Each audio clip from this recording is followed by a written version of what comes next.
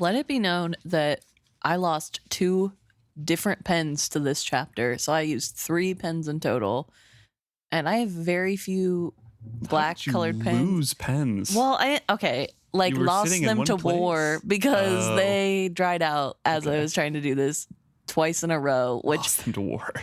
Like honestly was really annoying because there's nothing worse than having to dig through my pen bag, which is already a mess, and try to find another black pen, which I have very few of anyway. And Did you throw them out, or did you keep them in the bag?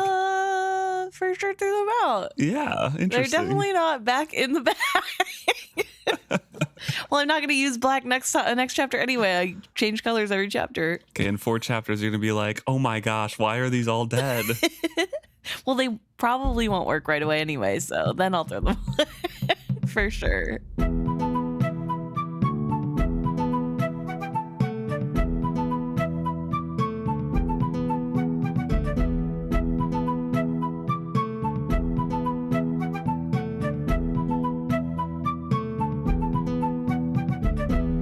Welcome back to another episode of Is Fitz Happy? I'm Luke. And I'm Emma.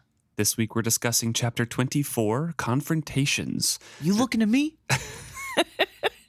Yeah, I am, actually. The epigraph of this chapter starts off with a story. This is from an excerpt of 10 Voyages with Jack, Voyage the 4th, with no author. I need to say I hate the wording of Voyage the 4th. I don't know. Just not my favorite. Just like that classic, just a random, old-timey. Ye old Voyage the 4th. Exactly. So this is an excerpt from Voyage the 4th, talking about how Jack is confronting an other. A capital O other. Yes. Which does beg the question, how old is this story? Is this known currently, or is this a found story in the wreckage of Kelsingra? Is this something that Fitz dug up later, like an excerpt of something, or is this something that is commonly exchanged around Bingtown and further south towards Jamalia? Yeah. We unfortunately don't know that answer. We just get this little tiny excerpt of Jack. Yeah, because just before we dive into that story itself, these epigraphs aren't necessarily part of the narrative that, Fitz is writing down or anything like that. Because we know the story, at least in the first trilogy, is Fitz writing down his memoirs. Mm-hmm. This one, we can assume that he does so much later when he's at Withy Woods. Right. Writing down his history again. But nowhere is it mentioned that these epigraphs are part of that. Yeah, they're not referenced in the text. Mm-hmm. And why usually? Would Fitz ever include his old writings as Tom Badgerlock, Yeah, it's really interesting of a choice. And obviously we know what it's doing. Most of the time it's giving us clues to what's happening next or more context. And in this case, a fun author device to expand the world. Yes. Which we can extrapolate to mean that these are just fun author devices added in and are not part of that larger narrative. Yes. And yeah, I don't know. I think it's really interesting. But again, especially this one, it begs the question of, is this a well-known story? Should Fitz and even maybe Prince Dutiful know the story? Because, as we know, Prince Dutiful and Fitz are stranded on Other Island at the moment. And at no point do they seem to understand that. At no point do they recognize that or recognize others as capital O others. So I don't know. So this story gives me more questions than answers, honestly. I think that is a good clue into that Other Island and those sorts of tales never made their way up to Bingtown. Right. And it is not from that. And these epigraphs are just added in later as, if you want to keep it in canon and in character, Fitz's memoirs were found and somebody else added these embellishments while ordering them together. Mm-hmm. And I mean, yeah. So this story, also you have to think about the fact that potentially people who are reading this for the first time are or even maybe the second time, have not necessarily definitely read the last trilogy, which is the Bingtown Trader trilogy. So there's a potential that they actually don't know what is happening at all. That's fair. And so you need to have this device in there. Like, it does make sense for To people. introduce these creatures. Yeah, and it gives you a nod if you did read the trilogy to be like, oh, this is where we are. It seemed familiar last chapter, because last chapter it was way harder to tell if you're reading it first time. There was no clues. Yeah, at all. except for the forest making Fitz not want to go Yep. in it, and a beach that had magic items. But it's Fitz's world. You never know. So, yeah. Yeah, so the important part of this excerpt here is basically that Jack is confronting the other and saying, no, I'm going to keep these pebbles, while the other's like, no, you have to leave the treasures here. And all the same, the other knew he would not take the sack of red pebbles without a fight. So all in a moment, he shimmered and shook. He reeked of dead fish no longer then, but gave off the scent of every flower that blooms in high summer. He shivered his skin so he sparkled, and to Jack's eyes there was suddenly a maiden standing there, naked as a new leaf and licking her lips as if she tasted honey there. So it just demonstrates the kind of pull and the glamour that they can have over people. Yeah, and it's really interesting to have this sort of what I imagine to be a folklore tale of Other Island that is somewhat rooted in reality. Maybe Jack really was a real person who really did go on these voyages, because this is very similar to, some of the things are very similar to descriptions we have of others and what is known of others by characters who know the lore. And this is very similar to what happens to Fitz and Dutiful in this chapter as well. Yes. Although I don't know that the others ever fully shapeshift. They don't. To anyone. That is a story device for folklore, for sure. Yeah. But it definitely has them sort of like becoming more likable, less scary or odd looking to people because of glamour. Mm-hmm. So, yeah. So Fitz, for a time, as he falls asleep after collecting his 3 feathers that he found on the beach and goes back to the fire, he falls asleep. He says he must not have dreamt for a while and just kind of escaped his world, and sleep was that escape. It wasn't necessarily full rest. It's just, I need to not think. Yes. And just as a backup, he just used a bunch of skill because we left off last chapter with Dutiful sort of going into that skill river and Fitz having to go in after him, and then both being wound back together by some mystery creature. So we are now after that, but it is still nighttime and they are both sleeping. Yes. But as he is sleeping, he eventually does fall into dreams and remembers some of them. One of them is climbing the steps up to Verity's tower. Verity is there looking very grieved and saying, "You did not teach my son, Fitz. I'll have to take your daughter for that." Both Nettle and Dutiful were stones on a game cloth, and with a single sweep of his hand, he exchanged their positions. "It's your move," he said. But before I could do anything, Jinna came to brush all the stones from the cloth into her hand. "I'll make a charm of these, one to protect all of the 6 duchies." "Put it away," I begged her, for I was the wolf, and the charm was one against predators. It sickened and cowed me just to behold it. It was potent, far more potent than any of the other charms she had shown me. It was magic stripped to its most basic form, all human sentiment abraded from it.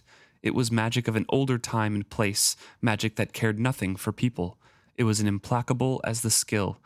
It was sharp as knives and burning as poison. "Put it away!" He couldn't hear me. He had never been able to hear me. The scentless one wore it around his neck, and he had opened his collar wide to bear it. It was all I could do to force myself to stand still and guard his back. Even behind him, I could feel its harsh radiance. I could smell blood, his and my own. I still felt the warm, slow seep of my blood down my flank, and my strength dripping away with it. So Fitz kind of transitions from dreaming about losing his daughter to being with Nighteyes, and kind of skills himself and into his wit bond. Yeah. This is such a little tiny detail and does not matter that much, but on your copy, it says the scentless one wore it around his neck. Wore it around his throat. Oh, okay. Never mind. Yeah. Yeah, so this is really interesting to me because I have that tinfoil hat theory that Fitz might also a little bit be able to tell the future or something. Like we have that sort of sub theory going on that's Right. not really proved. But whenever we had a dream of Fitz's that we get to actually see the details of, it made me think of that theory and sort of try to think of if any of this could be sort of prophetic in any way. And I mean, no. Yeah. I mean, in a way, you could say that, like, ultimately Dutiful and Nettle do become a charm for the Six Duchies because they work together to make the Six Duchies more prosperous, and they are both very successful in the roles that they later have, right? So they do strengthen the Six Duchies. They do protect it from harm together. Even later in this series, they're protecting together. But that's not necessarily prophetic. That's just kind of the tack that Fitz's mind could take. Yeah, It's just like oh. I don't know. Like you could argue for it, but it's kind of tenuous. And the whole thing about Verity, it really feels more like guilt than a prophecy of like, oh, because you didn't, now they switch places. Because also we know that was fool told him. Yeah. Yeah. So I don't know. I don't know if this really disproves or proves one way or the other, but I thought it was really fun to sort of try to look into it as though it was one of the dreams like the Fool or Bee have. So I don't know. But that's a fun detail. But I do really like how it transitions from dream into that wit bond and Fitz being with Nighteyes and also seeing for the first time sort of what Beloved has done with the charms they got from Jenna, because we have this sort of crazy descriptor of this being a magic on par with the skill, which I thought was an interesting descriptor. Yeah, and it's really hard to tell if that is an actual descriptor of the Fool's charm or if that's just the feeling he gets from the wolf, or if that's part of his previous dream and it's a blend of the two. Yeah. It's really kind of nebulous. Like it's in that in-between section before it fully transitions into Nighteyes' point of view. Yeah. But I think it's also a little bit heartbreaking to see that we finally catch up. At least the we have Beloved and Nighteyes alive, but they are badly injured. The smell of blood is around, and poor Nighteyes is being terrorized by his friend because of the charm and is still staying by Beloved to protect. And the reason for that is that Beloved is standing in between the wolf and a piebald and his guard dog as well, because they do want to injure them, but Nighteyes is kind of wounded and in the back, and Beloved is in between the two of them, keeping them at bay. They are guarded, they are prisoners, but the Fool is trying his best to keep Nighteyes protected. So Fitz is now with Nighteyes, and the surge of joy that he felt amused Nighteyes, but only for an instant. Your witnessing this will not make it easier for either of us. You should have stayed away from this. Cover that damn thing, the guard growled at him. Make me, the scentless one suggested. I heard the Fool's lilting reply with the wolf's ears. The whip snap of his old mockery capered in his words. Some part of him relished this defiance. His sword was gone, taken from when they had been captured, but he sat defiantly straight, throat bared to show a charm that burned with cold magic. He had placed himself between the wolf and those who would torment him. Nighteyes showed me a chamber, walls of stone, floor of earth, a cave, perhaps. He and the Fool were in a corner of it. Blood had sheeted down the side of the Fool's tawny face. Dried, it had cracked so he looked like a badly glazed pot. Nighteyes and the Fool were prisoners, violently taken but kept alive. The Fool because he might know where the prince had gone and how, and the wolf because of his link to me. They puzzled that out, that we are linked. I'm afraid it was obvious to all. And now the cat appears. Yes. And I can't believe Fitz is like, how'd they figure it out? Well, I don't think I mean, that. I It's know, just but it's like, confirming. He's confirming. it's so on brand for Fitz to be like, what? They know? Like, yes, Fitz, the wolfish man who talked to the dog saying, I'm not going to leave you. Like, yeah, they know. So the cat appears and kind of stalks over and is looking at Nighteyes here. When the guard's dog turned to look at her, she spat and slashed at him. He leapt back with a yipe, and the guard's scowl deepened, but both he and his dog gave ground to her. So already showing like there's some deference there. So Fitz can get kind of a view of, okay, she and the man with the horse are running the show. Yes. The charm holds her at bay? Yes, but not for long, I fear. The wolf's next thought surprised me. The cat is a miserable creature, honeycombed with the woman as a sick deer is riddled with parasites. She stalks about with a human looking out of her eyes. She does not even move like a true cat anymore. That descriptor freaks me out personally, because what does that mean? Like, how does a cat not move like a cat anymore? But later the woman is trying to be more like a human. Yeah. And probably just like naturally you're not a cat, and so you wouldn't have the, I don't know, movements. But I don't know, it's just like freaky to think about. This is very horror film at the moment, and I'm not loving it. The cat halts, opens up its mouth to like sense things, and then turns away and trots off. Nighteyes says, you shouldn't have come. She's going to find the big man. He's bonded to a horse, so the predator charm doesn't bother him at all.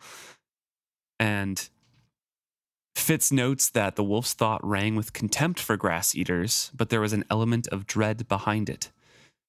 I pondered it. The fool's charm was a charm against predators. It was logical it would not bother the man bonded to the warhorse. But before he could follow that thought any further, the cat returns with Laud wine.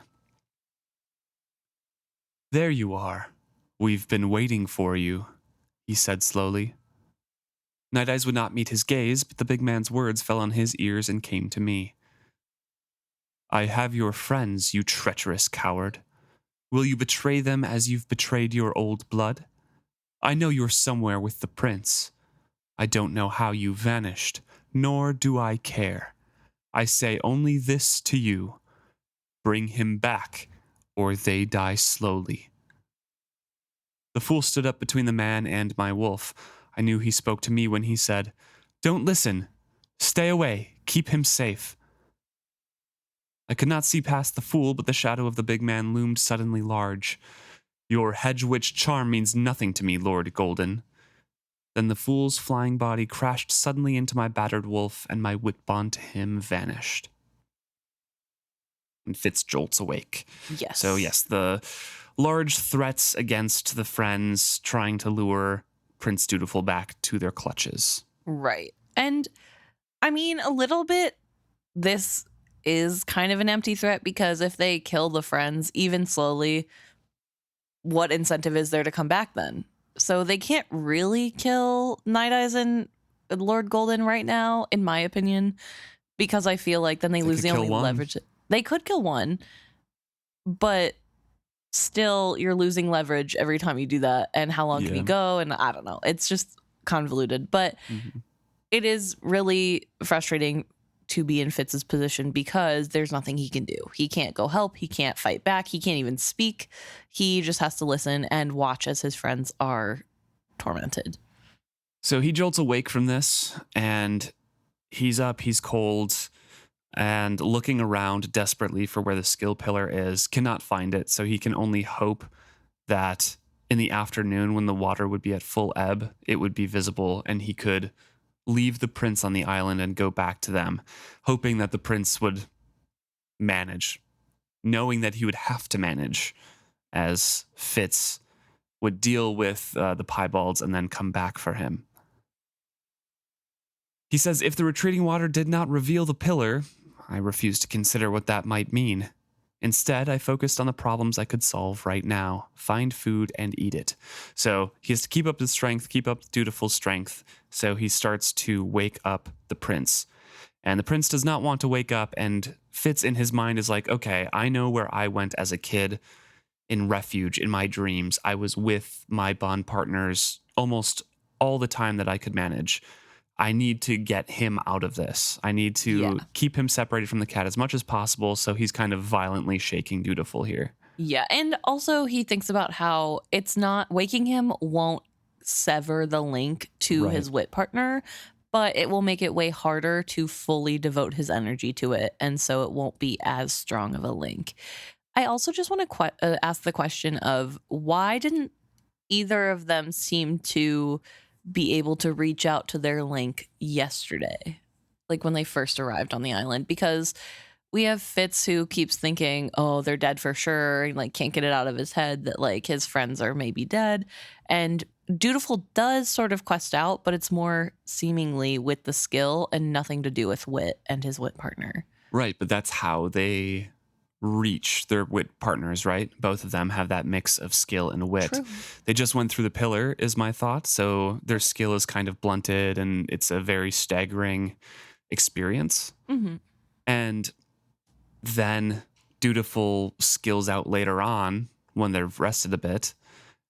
And after that, you know, you can reach them once again when you're in a relaxed state going to bed. So I think that's kind of why. Yeah, that makes sense. And I guess also there's probably a little bit of the disorientation of like how far away they are. I know that the distance doesn't necessarily affect wit bond, but it seems to have some effect. I think it does affect wit bond for sure. Yeah. But since they are both skilled, and skill does not seem to be affected by distance as much, I think that's kind of use of skill for sure. I feel like skill, whenever you're touching somebody like linked to someone, distance affects it. But usage of it, no. Right. If you are reaching out to search and then using your wit bond as a tether to pull yourself there, I think that combo distance does not matter. That's fair. Okay. Yeah. So Fitz is waking Dutiful up. He grabs him by the collar, stands him on his feet, kind of gruffly says, "Wake up." And Dutiful responds, "Leave me alone, you ugly bastard." Cat-like, he glowered at me, head canted, mouth ajar. I almost expected him to hiss and claw at me. Then my temper got the better of me. I gave him a violent shake, then thrust him from me so that he stumbled back, lost his footing, and nearly fell into the embers of the fire. "Don't call me that," I warned him. "Don't you ever call me that." He wound up sitting on the sand, staring up at me in astonishment. I doubted that anyone had ever spoken to him that way in his life, let alone given him a shaking. It shamed me that I was the first. But Fitz turns away, says, "Build up the fire. I'm going to go find some things to eat." Yeah. And he forgets his boots, but he doesn't want to go back and face Dutiful at all. He's just very angry at kind of that situation that just happened and like, I need to cool off. Yeah. I think this chapter, I really like this chapter, spoiler alert. But I think this chapter really shines a light to how coddled Prince Dutiful is in a lot of ways. Yeah. He definitely is. I'm not trying to like belittle his abilities in any way. Like I think he is a capable young man. I think he's very smart. I think that like he has a lot going for him, but also there is a sense of entitlement, and you see the coddling that has happened because he is the only prince and he didn't have any peers that were his age where or anybody willing to kind of confront him. Yes. And I think it's really sad to think about a child who grows up without anybody willing to check them. Like it's not good for anyone for sure, but it's really interesting because I think up until this point and later in the books, Dutiful is such a perfect prince in a lot of ways, and he seems like really well-rounded and like he is really intelligent and really perfect, and there's not a lot of flaws to him, that this chapter is one where we really get to see the flaws. We get to see firsthand the naivety that he has, and I don't know, I just think it's really well done because it's not super overt. It's just a bunch of little subtle things, but all this sort of reaction to Fitz. And should Fitz take his anger out on a 14-year-old? No, but this is a book, and I think we have to accept that's where we're at. He's in a heightened emotional state as well. So. Yes. So Fitz is walking the beach, kind of trying to find, crabs, mussels, seaweed to wrap them in to roast, that Yeah. sort of thing. And notably, he is walking the beach barefoot because when he stalked away, he didn't put his shoes on, Yeah, I and he mentioned, didn't. yeah. Oh yeah, and he didn't want to turn back to get them because of pride. So hmm yeah, So as he's gathering this food, the chill of the day and the simplicity of collecting that food cooled his anger toward the prince. Dutiful was being used, I reminded myself, by folk who should know better. The ugliness of what that woman was doing, should prove that the folk who conspired had no ethics. I should not blame the boy. He was young, not stupid or evil. Well, perhaps young and stupid, but had I not been the same once? I think this sort of cool down period and thinking is the most mature version of Fitz that we get to see. This chapter, I think, speaks a lot to the maturity that Fitz has, and in a way, some of the emotional intelligence that he has that I don't think really gets to be showcased, but Not very especially, often, yeah. yeah. And I think I particularly am very hard on Fitz and I don't like a lot of his actions and decisions. But in this moment, I really do appreciate seeing that growth of like, he is angry and he does have a temper, but he's also using tools to sort of walk away from that and calm himself down and then remind himself, hey, Dutiful's not the enemy here, and I need to chill. Like, he's a kid. He's just young and dumb. It's fine. So Fitz is returning back to the fire when he steps on the fourth feather. As I stopped to pick it up, I saw the fifth one glinting in the sunlight, not a dozen paces away. The fifth one shone with extraordinary colors, dazzling to the eyes. But when I reached it, I decided it had been a trick of the sunlight, and damp, for it was as flat as gray as its brethren. So that's how he gets the fourth and fifth feathers. Yes. He brings them back and quickly drops them next to his other three. Mm-hmm. And I think it's really interesting that the final one, looks so colorful and bright like it probably is supposed to until he's up on it. And it makes me wonder if this is partially that sort of remembrance of the other time, Right. or if it truly is just a trick of the light. I don't know. I love the magical mystery behind it, though. It's such a good vibe. So the prince was not at the fire when he got back, but Fitz soon sees him walking back. He had been to the stream kind of washing.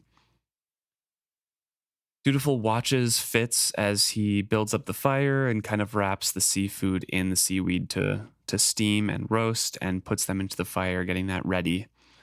When he spoke, his voice was even, as if he commented on the weather. "I've a message for you.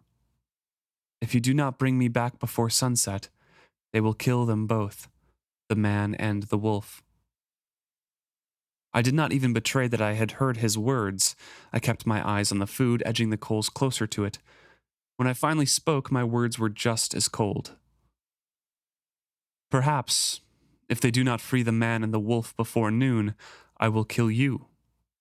I lifted my face to look into his and showed him my assassin's eyes. He took a step back. "But I am the prince!" he cried. An instant later, I saw how he despised those words, but he could not call them back. They hung quivering in the air between us. "That would only matter if you acted like the prince, but you don't. You're a tool and you don't even know it. Worse, you're a tool used against not just your mother, but the whole of the 6 duchies."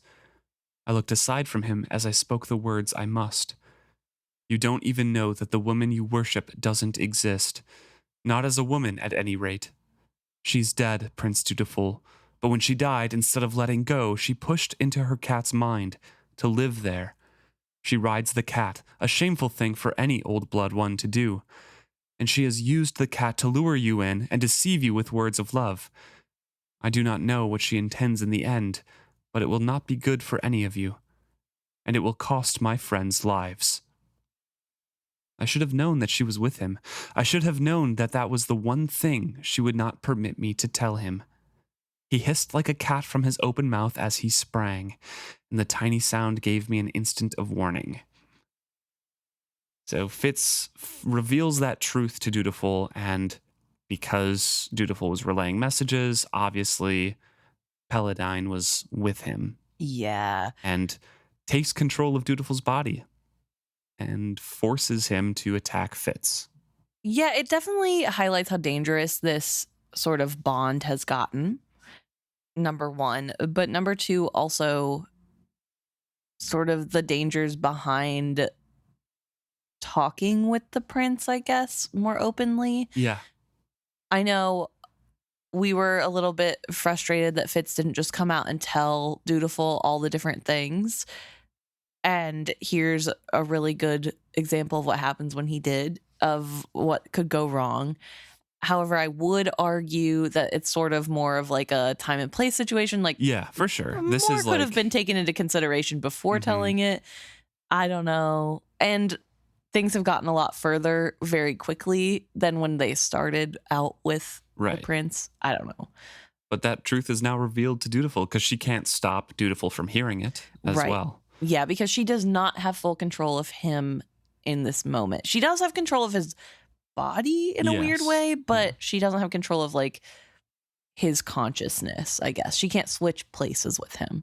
So It says that it's not much of a fight as fights go because he's kind of growing into his size yet, and Fitz has been a man grown for a long time, very comfortable with his body. He grew up fighting. Yes. And Dutiful has not had the benefit of roughhousing with anybody. He didn't have any relatives to kind of wrestle. He learned the sword, and that's it.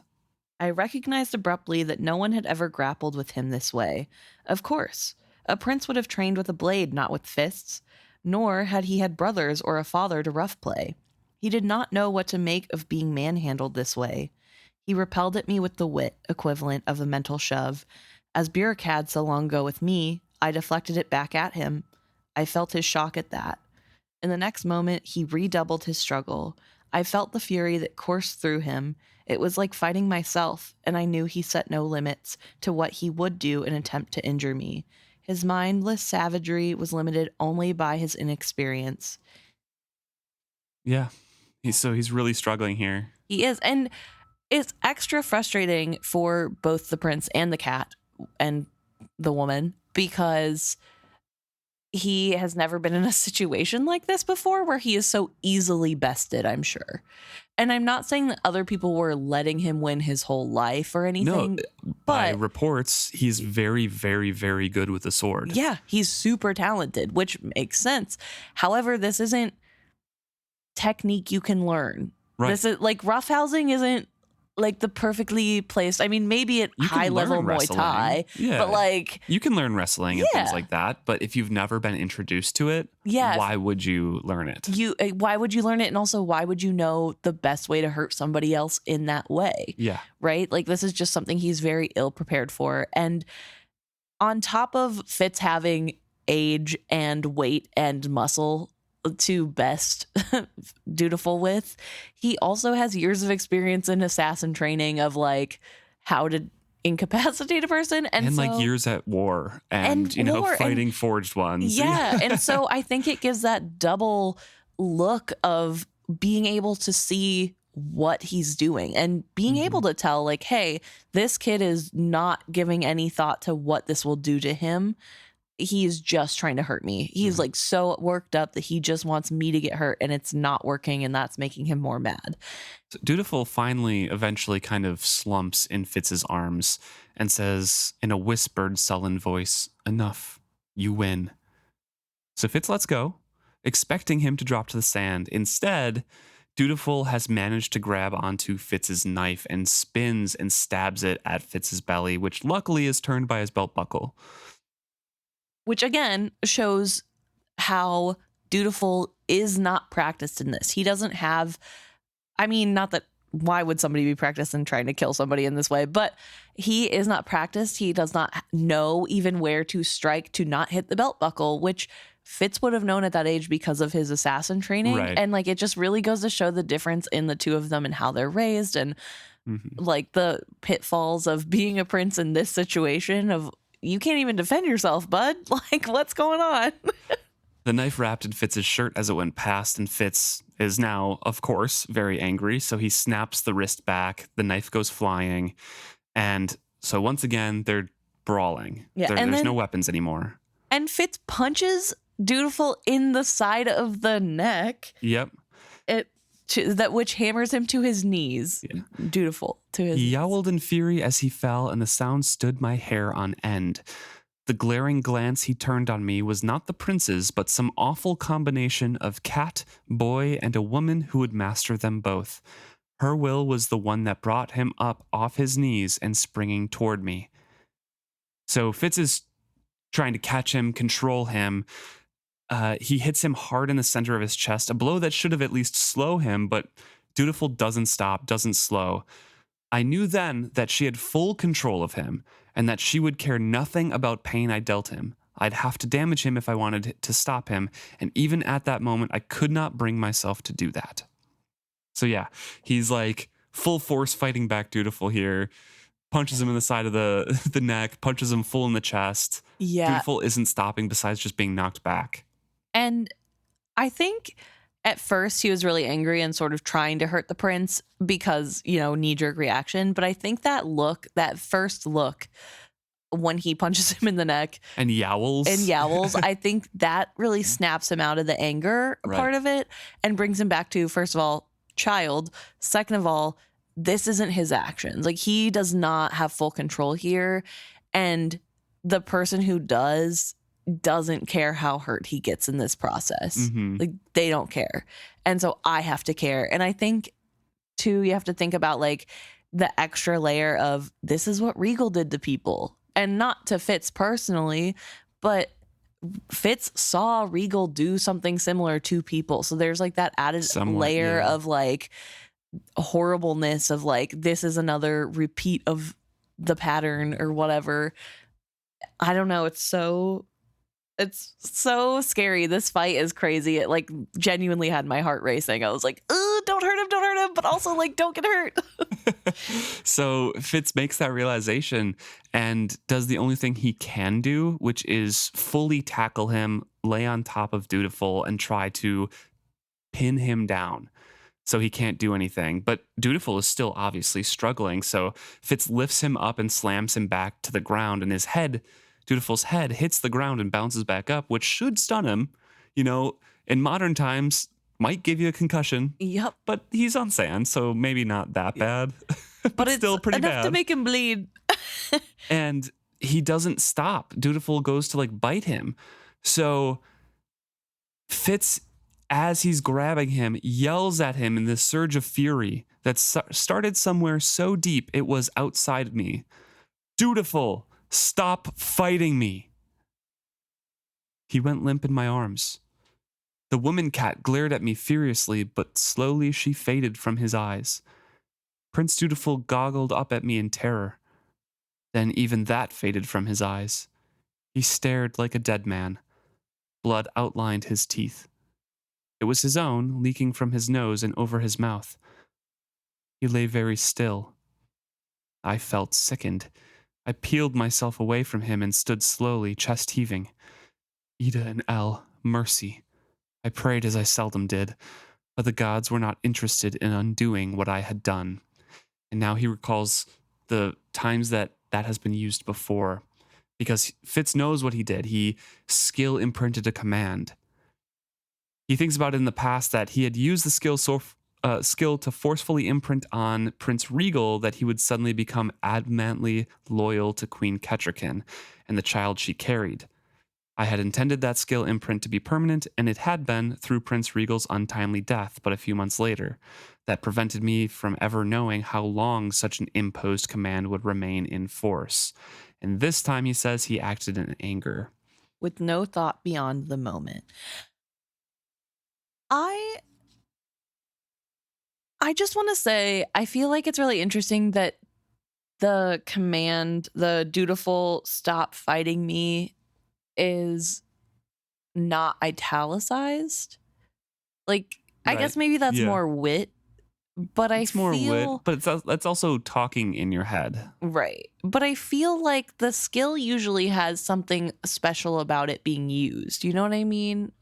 Like, sometimes the descriptor here is I felt a surge of fury that started somewhere so deep it was outside me. Yeah. So that is kind of like, oh, this is like the extra stuff that's going into this shout. Okay. To me, at least, that's the descriptor for it. No, definitely.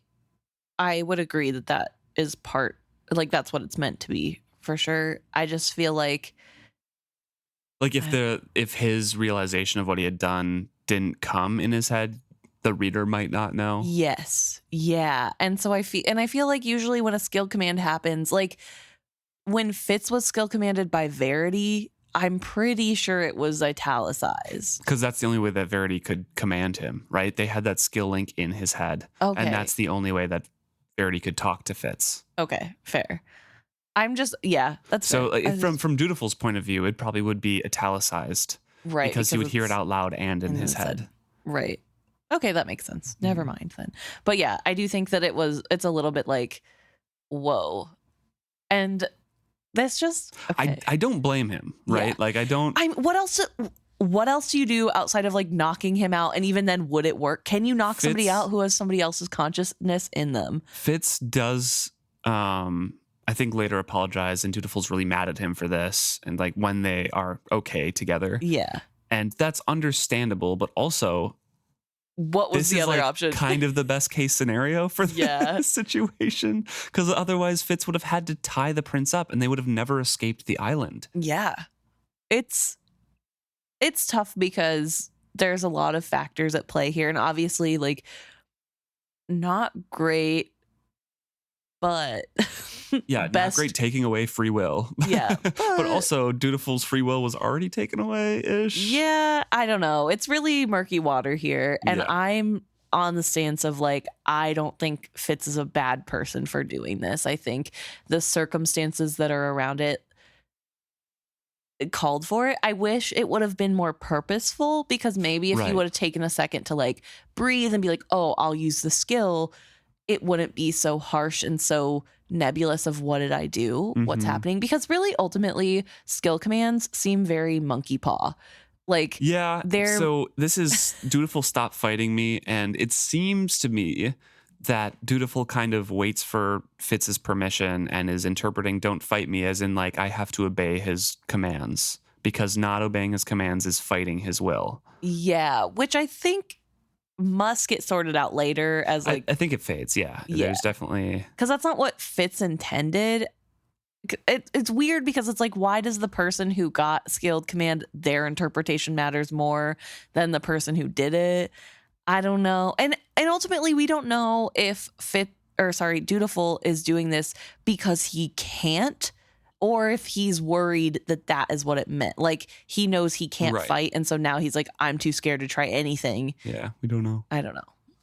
But so Fitz kind of realizes that Dutiful didn't choose to stop fighting, and part of him probably wants to kill Fitz still, but he just can't. So Fitz asks, can you get up? Can I get up? He echoed my words eerily. His diction was blurred. His eyes rolled about as he seemed to seek an answer in himself, and then his gaze came back to me. You can get up, I ventured fearfully, and at my words, he could. He came to his feet unsteadily, reeling as if I had knocked him cold. The force of my command seemed to have driven the woman's control away, yet to have supplanted that with my own will over him was no victory for me. He stood, shoulders slightly hunched, as if investigating a pain in himself. After a time, he lifted his eyes to look at me. I hate you, he told me in a voice devoid of rancor. That's understandable, I heard myself reply. I sometimes shared that sentiment. That's so sad. Yeah. This is, Fitz. I hate that immediately it's the self-loathing. It's the like, I can't believe I did this. I'm the worst person in the world. There's no excuse for this, because that was best case scenario. This is, I mean, yeah, it's not great, but you can figure it out later. And this is going to save you a lot of time in the meantime, making sure that you can safely get the prince back. You don't have to continuously watch your back and never sleep. And Dutiful doesn't even really know what has happened later on. I kind of remember this scene when that skill command is broken, or at least when it's acknowledged by Dutiful. I think Fitz is in hiding in the walls or something like that, and Dutiful is doing something in public in the throne room, and Fitz says like, no, you can't do this. And there's that like resistance and then acknowledgement of like, oh, there's something here that makes me want to obey Fitz. Right. So I distinctly remember that. I don't remember if I think it's in this trilogy. I don't remember. It might be even when he's promising to go to Eslevjal to kill the dragon or something, because Eliana like challenges him. Right. Okay. It might be that scene. Could be wrong. So let us know. Yes.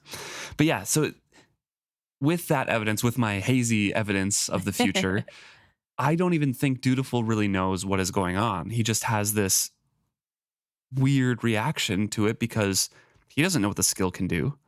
Yeah, that's true. I guess we don't know how much he knows about the skill, if anything, besides it's a magic that the Farseers can use. Like, so it's super confusing to him too. Yeah. So he's like, wants to kill Fitz. He's trying to kill him. All of a sudden he's like, I hate you.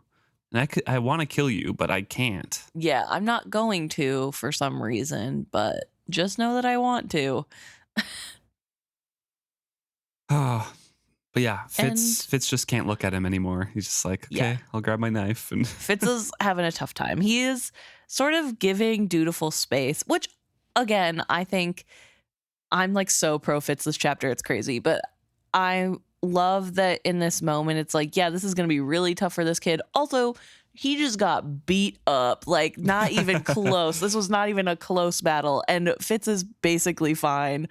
And so Fitz has to sort of like also give that space of like letting him have his pride to be able to check himself and make sure his teeth are fine. And Fitz is so scared when Dutiful runs his tongue over his teeth, his bloody teeth, that he's going to spit some teeth out. Right. He doesn't, which is a little bit of a relief. But Fitz is sort of giving him that moment to check himself over for his aches and bruises and pains, and isn't staring at him or gloating or sort of being like, ha. He's giving him that space to collect himself. Because Fitz is also collecting himself. Like, yes. On his own, he's trying to go over all the hurts that Dutiful gave him, not all of them physical, and also realizing as an adult, like, I definitely did more to him. So let him sit in peace for a while. I'll just tend to the food. I don't want to look at him. Yeah. Thankfully, the fight took as long as it took to cook the food. Right. So he says, there's food here. I'm not hungry, the prince replied. Eat it anyway while there's food to eat. My words came out as a callous command. Whether it was my skill hold upon him or his own common sense, I couldn't tell. But after I had taken my share of the food from the seaweed packet, he came cautiously around the fire to claim his share. And Fitz kind of remarks that in some ways he kind of resembles Nighteyes when Nighteyes first came to Fitz. Definitely hateful, full of anger, and skittish, but at the same time relying on this person to feed him and keep him alive. Yeah. No, and it is sort of a good comparison because it is this hurt and battered cub. Right, yeah. But yeah, I just keep thinking here, especially because right now, Dutiful, at least, is reacting to commands as though he has to follow them, or like seeming like but not right away either. Yeah, it's such a weird, but it does really make me think about, just to go back to that conversation, it makes me think about sort of skill commands and how you don't really know how that's going to change once the command leaves you. And we also saw that with Verity and Galen. Mm-hmm. And so it's really interesting to me. And it makes me really wonder if some of the things that Fitz struggles with is still that Galen skill command that he's struggling with, even though it's not as bad anymore. There's still that like reaching part of the skill command that is still has its hooks in the brain of Fitz. And I'm not trying to say all of Fitz's depression can be explained away. No. But I wonder if it definitely makes it worse and explains why he is so, I don't know, capable of sort of distancing himself from everyone, because there is that sort of like, I shouldn't exist. And so if he goes away from people, he doesn't exist anymore. Honestly, all of the problems in all of these books kind of comes down to skill commands, because chivalry skill commanding to Galen really screwed up Galen's perception of Fitz then, and then it led him to abusing Fitz. Although, let's be real, I don't think Galen would have been nice to Fitz either way. No, he wouldn't have, but I don't think he would have spent like special care beating him to torment him. Yeah. I don't know, how much did he hate chivalry before? Because it seems like it might have been that level, you know? Right. I don't know. Well, Fitz is wondering and worrying that it's his skill command that makes the prince obey, but they kind of move on. They're like, okay, we sat, we ate, we shared food. Let's move on from the fight a little bit. And Fitz is like, we're really far away. And the prince is like, yeah, we are. I looked at the stars as well. Do you know how to live off the land at all? Fitz asks. Again, a silence followed my words. He did not want to speak to me, but I had knowledge he desperately needed. His question came grudgingly. What about the way we came here? Can't we go back that way?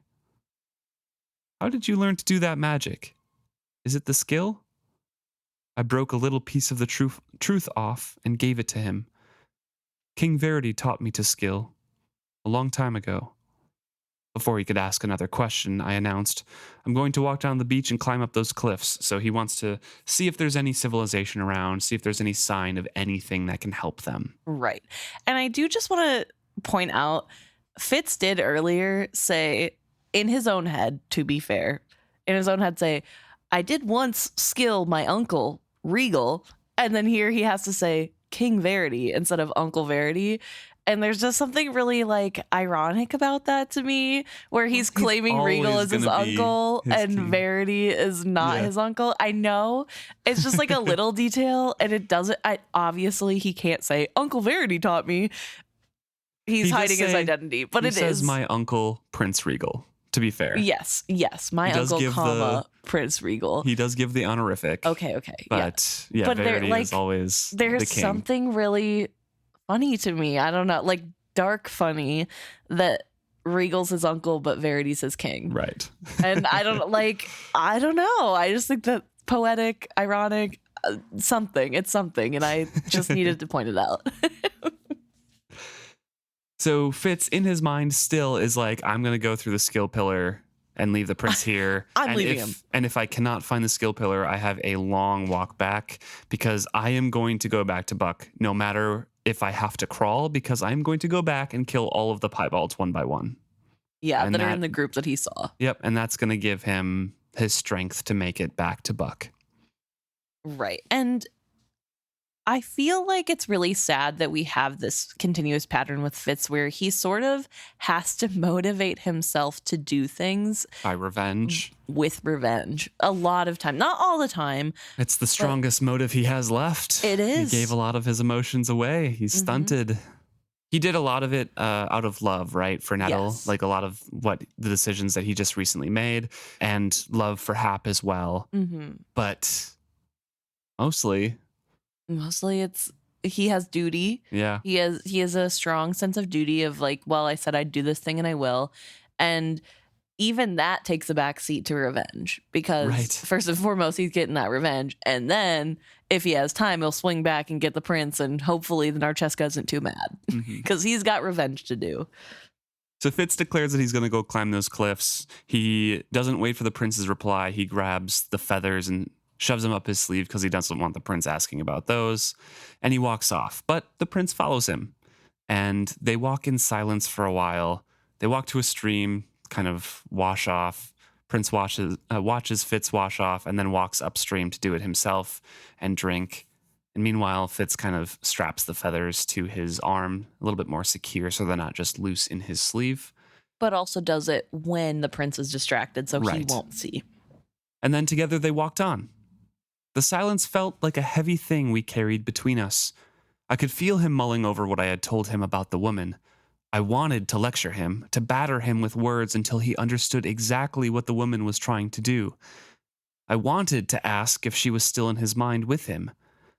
Instead, I bit my tongue and held back my words. He wasn't stupid, I told myself. I'd told him the truth. Now I had to let him work out what it meant to him. We kept walking. And this is another moment that I'm going to praise Fitz for. I think it's very, very smart of him to do this. Yeah, because honestly, he does have the truth on his side. There's no need to sit there and whine and beg and plead, because that's not going to make him look more truthful or get more trust. Dutiful will eventually come to him. Yes. Right. And I think that's also really a part of who Fitz is as a parent, right? He's very much, I will let my kids and the children in my care come to me, and I will meet them where they are, and I will trust that they will tell me if they want help. Right. If they want my help, I will be there immediately, but I'm not going to assume they need it. I'm going to let them do it first. And I do sometimes have issues with this, but I do think it is a good thing. Yeah. Right? Like, especially here in this moment of, he's got to work it out for himself, and me talking isn't going to help that. Mm-hmm. I'll wait. And I think that's really big and really mature. Good job, Fitz.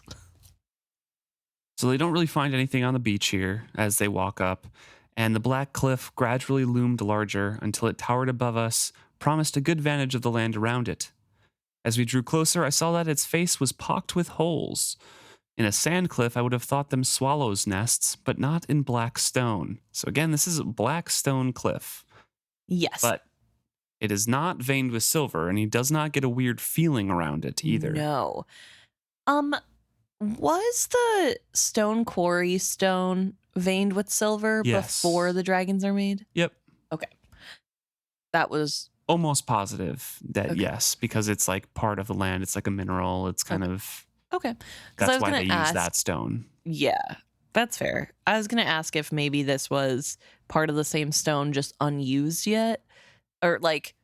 I think it's just kind of a naturally occurring stone. Yeah. I mean, there are stones that are like darker. Volcanic rock is usually black. And also, there was a cocooning ground here, so there's got to be more of that stone. The silver isn't the black stone, right? Right. The silver just mixes with the black stone on the sand. Yeah, presumably. To make it like that. Right. So there has to be more of that black stone, and I'm assuming it's the same kind, just not silvered. Right.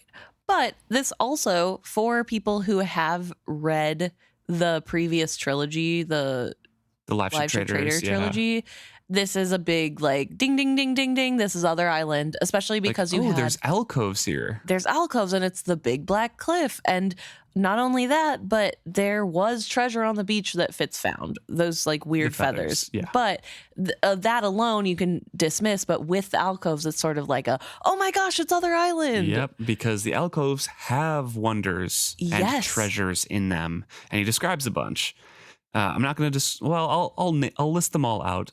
None of them, I don't think, have any interest to the story. It's just like a list of treasures, but it's a jeweled goblet, porcelain cup, a wooden helmet for a horse, except the horse's eyes are set on the front of the face, and usually horses' eyes are on the side, so that's a little weird.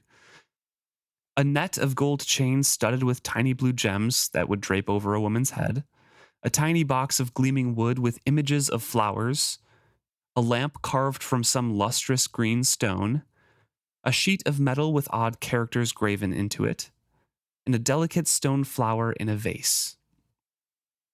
I will say that the wooden helmet for a horse seems like it could be a dragon helmet, although it'd have to be a young dragon. It would have to be a young dragon for sure. But you have to think about the fact that when, like, Tamara is in next trilogy, Tamara is walking with the dragons. I feel like their heads are described as like a little bit bigger, horse-like or close to horse size, maybe. Yeah, could be. And they're stunted and little, but dragons at all points would be, right? Like I at some assumed point, it was like a dragon kind of thing, but yeah, and I'm not sure.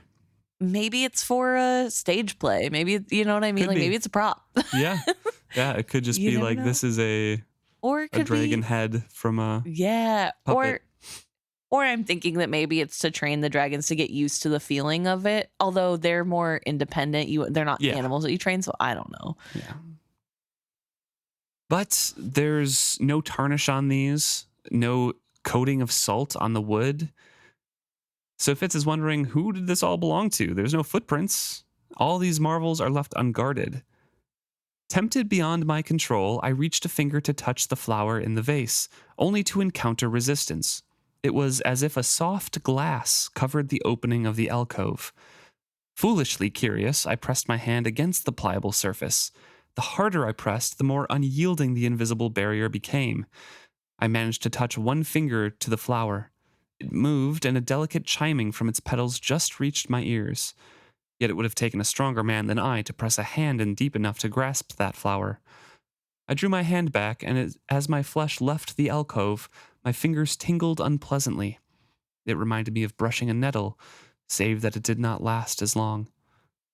The prince had watched me. Thief, he observed quietly. I felt like a child caught in some reckless act. I did not intend to take it, I but wished to touch it. Certainly, he observed sarcastically. Have it as you will. And then Fitz, turns back to the cliff and looks at it and realizes some of the alcoves are a ladder. They're kind of evenly spaced out and they stretch vertically all the way up, and there's nothing in them. So he doesn't say a word to the prince as he approaches them and just starts up them. They are way too far apart spaced for a human. Right. And Fitz is relatively tall, and so he is exhausted as he is climbing up this. It's also, a lot more of a workout. Yeah, and of course, because Dutiful's sitting there watching him, he can't stop when he wants to, which is about a third of the way up when he realizes this is going to be really hard. And he also has some hurts from that scrap with Dutiful, but the good old Farseer pride keeps him going. So, like father, like son in this chapter, they both gotta sort of keep that pride first and foremost. And again, we see Fitz, for the second time in this chapter, put his pride first and keep going despite the pain. First the no shoes on the beach, now this. But he does eventually get to the top, and when he does, he sort of lays on the ground for a minute to catch his breath, and then stands up and realizes that there is nothing. They're either on an island or a peninsula, they say. Yes.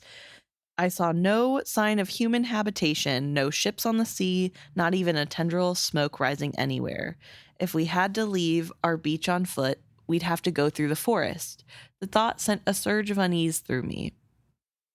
And then he realizes that Prince Dutiful is trying to call up to him because he hears a thin sound.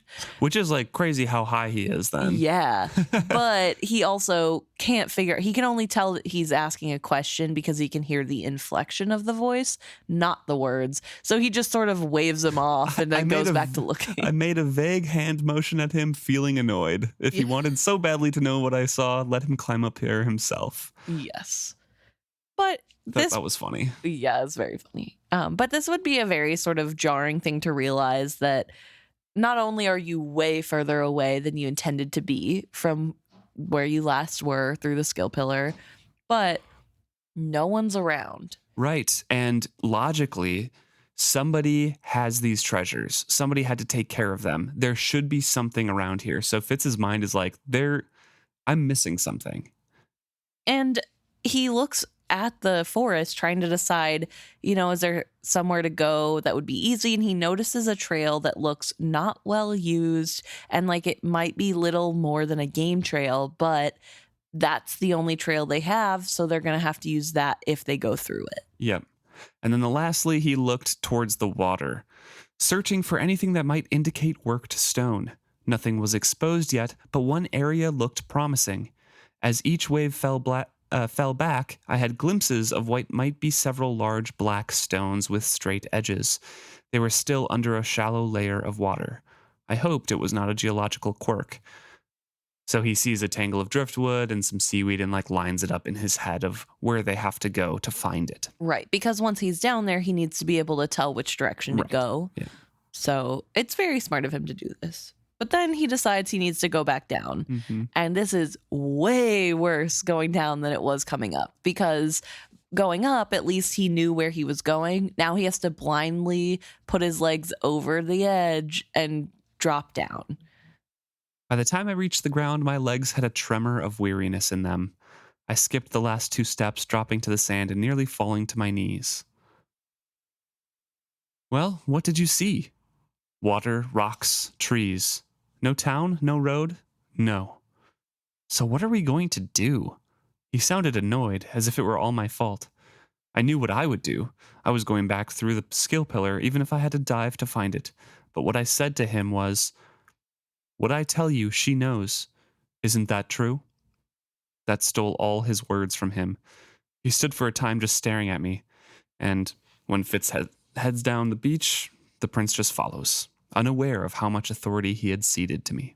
I do want to say, judging by the reaction and the fact that they're related, this really reads to me personally like Dutiful is a little bit shocked that Fitz would understand that that's happening. Like, wait, he knows she's here? You know what I mean? Like, Maybe a little bit of that, and then maybe a little bit deep down of like, oh, I guess maybe I shouldn't yeah, say but something. maybe even just a realization of like how untrustworthy he also is. Right. It's not just two people talking, is it? And I don't know. I think there's something about that that's really interesting because I don't think Dutiful, again, I'm circling back to that conversation about how he's sort of coddled and entitled in a way. And I'm not saying that in a mean way, just that is part of it. But this is part of that, right? Like he just expects people to tell him what he wants to know. He just expects to get to know details of this plan and then realizes that, oh, there's extra layers here. Like, obviously, he's not going to tell me.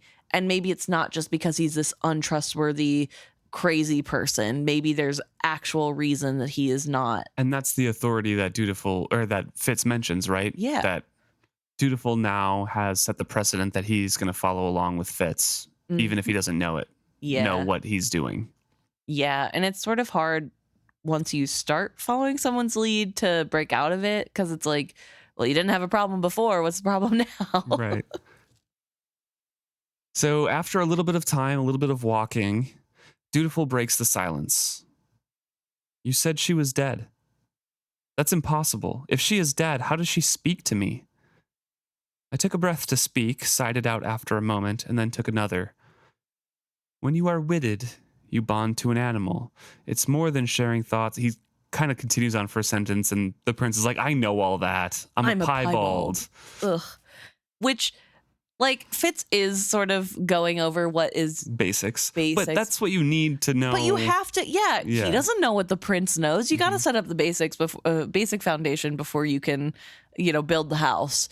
And Fitz is annoyed, obviously. He says, "I don't think an interruption had ever irritated me more." "Old blood," I corrected him sharply. "Tell me you're a piebald again and I'll have to beat it out of you. I have no respect for what they do with their magic." "Now, how long have you known that you're witted?"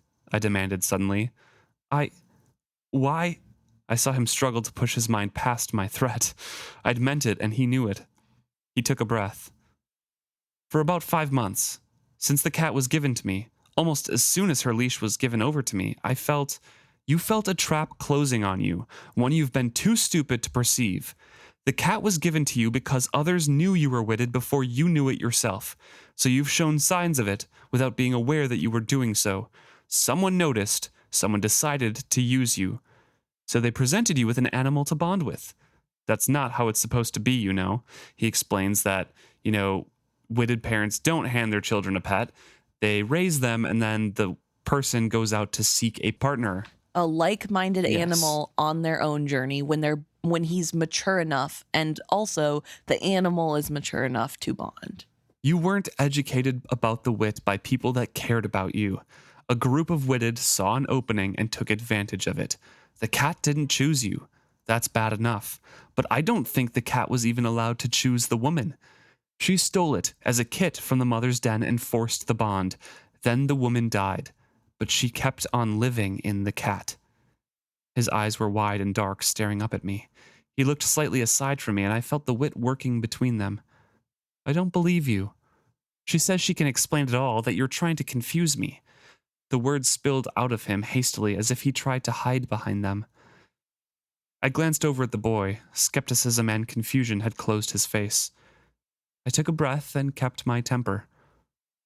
"Look, lad, I don't know all the details, but I can speculate. Perhaps she knew that she was dying. Maybe that's why she chose such a helpless creature and forced the bond. When a bond is uneven, as that one would have been, the stronger partner can control the weaker one. She could dominate the kit and move in and out, sharing the cat's body as she pleased. And when she died, instead of dying with her own body, she stepped over to the cat's. I stopped walking. I waited until Dutiful met my eyes. "You're next," I said quietly. "You're mad. She loves me." And Fitz explains that he senses great ambition in her and that she won't be content to be a cat forever. She wants to be back in a human body, so she has to find a human body who has the wit but doesn't know anything of the wit. So why not someone highly placed? Why not a prince? Some part of him, Fitz observes, knew that Fitz is speaking the truth, and it shamed Dutiful that he had been so deceived. He struggled to disbelieve me. I tried to temper my words so that he did not feel so foolish. "I think she selected you. You never had any choice at all, any more than the cat did. The woman cat is what you're bonded to, not the cat itself. And it wasn't done for love of you any more than she loved the cat. No, somewhere, someone has a very careful plan, and you're just a tool for it. A tool for the piebalds." So I think this is when Fitz finally pieces it together.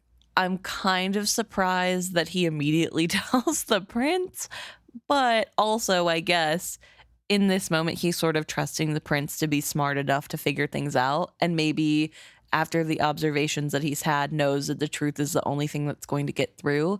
And this is a dangerous situation, right? He needs to tell the prince, like, hey, this is the trap. You're going to be gone. Like, this isn't about you at all. This is about who you are and how they can use that. I think Fitz had figured it out before then. You think before this moment he knew that the cat was going to go into Dutiful next? Yeah. Yeah. Because we talked before in previous episodes how Fitz is trained, right? He gets information and thinks about it later. So I think over this time, and maybe even on the climb on the cliff or something, it came to him just in the back of his mind, right? Of why is this happening? What are the possible reasons, the political gains, the disadvantages, who benefits from this sort of thing? And I think he could piece it together basically from "the woman is dead," Nighteyes saying that. And the strongest piece of evidence of the fight in the morning, right? So I don't think it's just now and he's immediately telling the prince. I think he kind of slowly pieces the reasons, and then that last piece, the fight, gives him like, oh, this is like the future of the plan, not just what has been happening up to this point, but this is the future. So all morning in the climb, and then now he's like, okay, this is what I have. Okay. I guess I just assumed that if he was suspecting it at all, we would have had more hints of him thinking that. Whereas I feel like we've been putting on our knowledge as rereaders on top of what he is doing.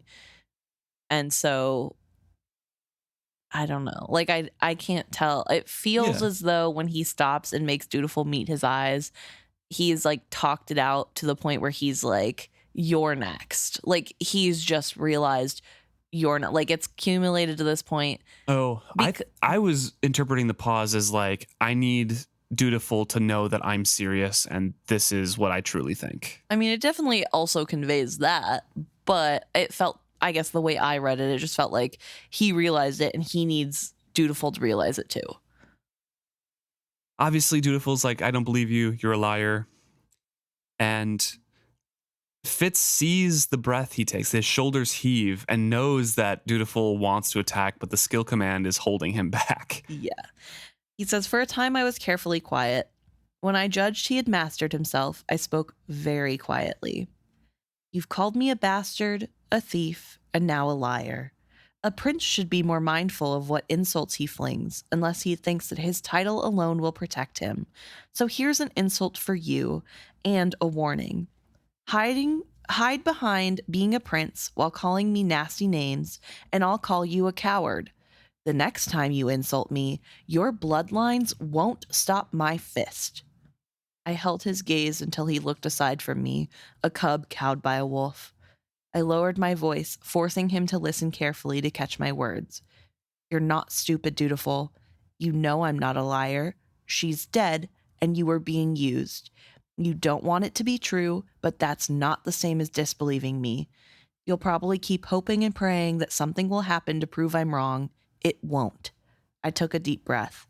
About the only thing I can offer you right now is that none of this is really your fault. Someone should have protected you from this. Someone should have taught you about the old blood from the time you were small.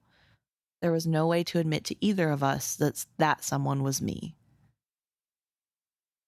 So, first of all, you're doing amazing, sweetie. Fitz, what a great, yeah, you're threatening a kid. But I think ultimately he is trying to get through to the prince and saying, hey, first of all, not very princely to be calling names. Second of all, stop doing it. I'll beat you up again.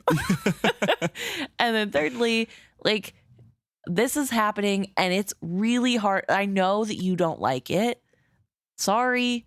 But also, it's not ultimately your fault. You're not stupid. Think through it critically. Yes. You have the tools for this. I know who's taught you. Yeah, I know you can do it. And if you can't, I'm going to have some words. Right, exactly. But I think there's just something really sincerely Fitz about this conversation and the way he's handling this and mostly putting aside his own anger at the prince to be able to tell him that it's not your fault. This isn't on you. This is the failure of other people not protecting you better. A little harsh because ultimately the people around him did not know about old blood ways or that he was witted. And I know that he says I couldn't admit it to either of us that someone was me. But would Fitz have been able to pick up that the prince was witted early? And would he have done anything about it if he did? No, he would have sat there and been like, oh, I've ruined him. It's my bloodline that's ruining him. But if he had correspondence with Kettrikin and Chade regularly, maybe they would have had more chance to talk about the wolf man, you know, because Fitz brings up, I introduced the wit to him during his dreams when he was 4. Yeah. Yeah, that's fair. But I also found the wording really interesting. There was no way to admit to either of us that someone was me.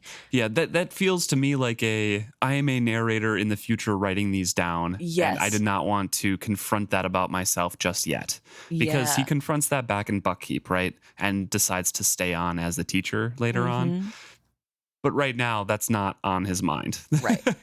But I would argue that this is a good point of coming back and pointing out that that unreliable narrator trope of this is a clear instance of future Fitz going back and being actually, I didn't have the right of it. Yeah, that's fair. And so I think that proves that he's not always, I don't know. That's why we look in between. Yeah, exactly. Whatever. It doesn't matter. But I just thought that was interesting little wording.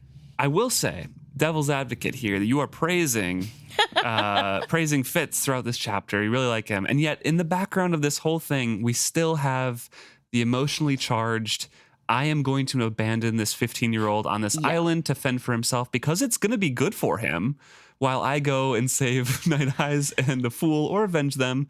And if I die, well, it's okay. At least the Piebalds won't have the prince. Yeah, no, I'm not. He repeats that in the next paragraph here, just I can't take him. He'd be a hindrance.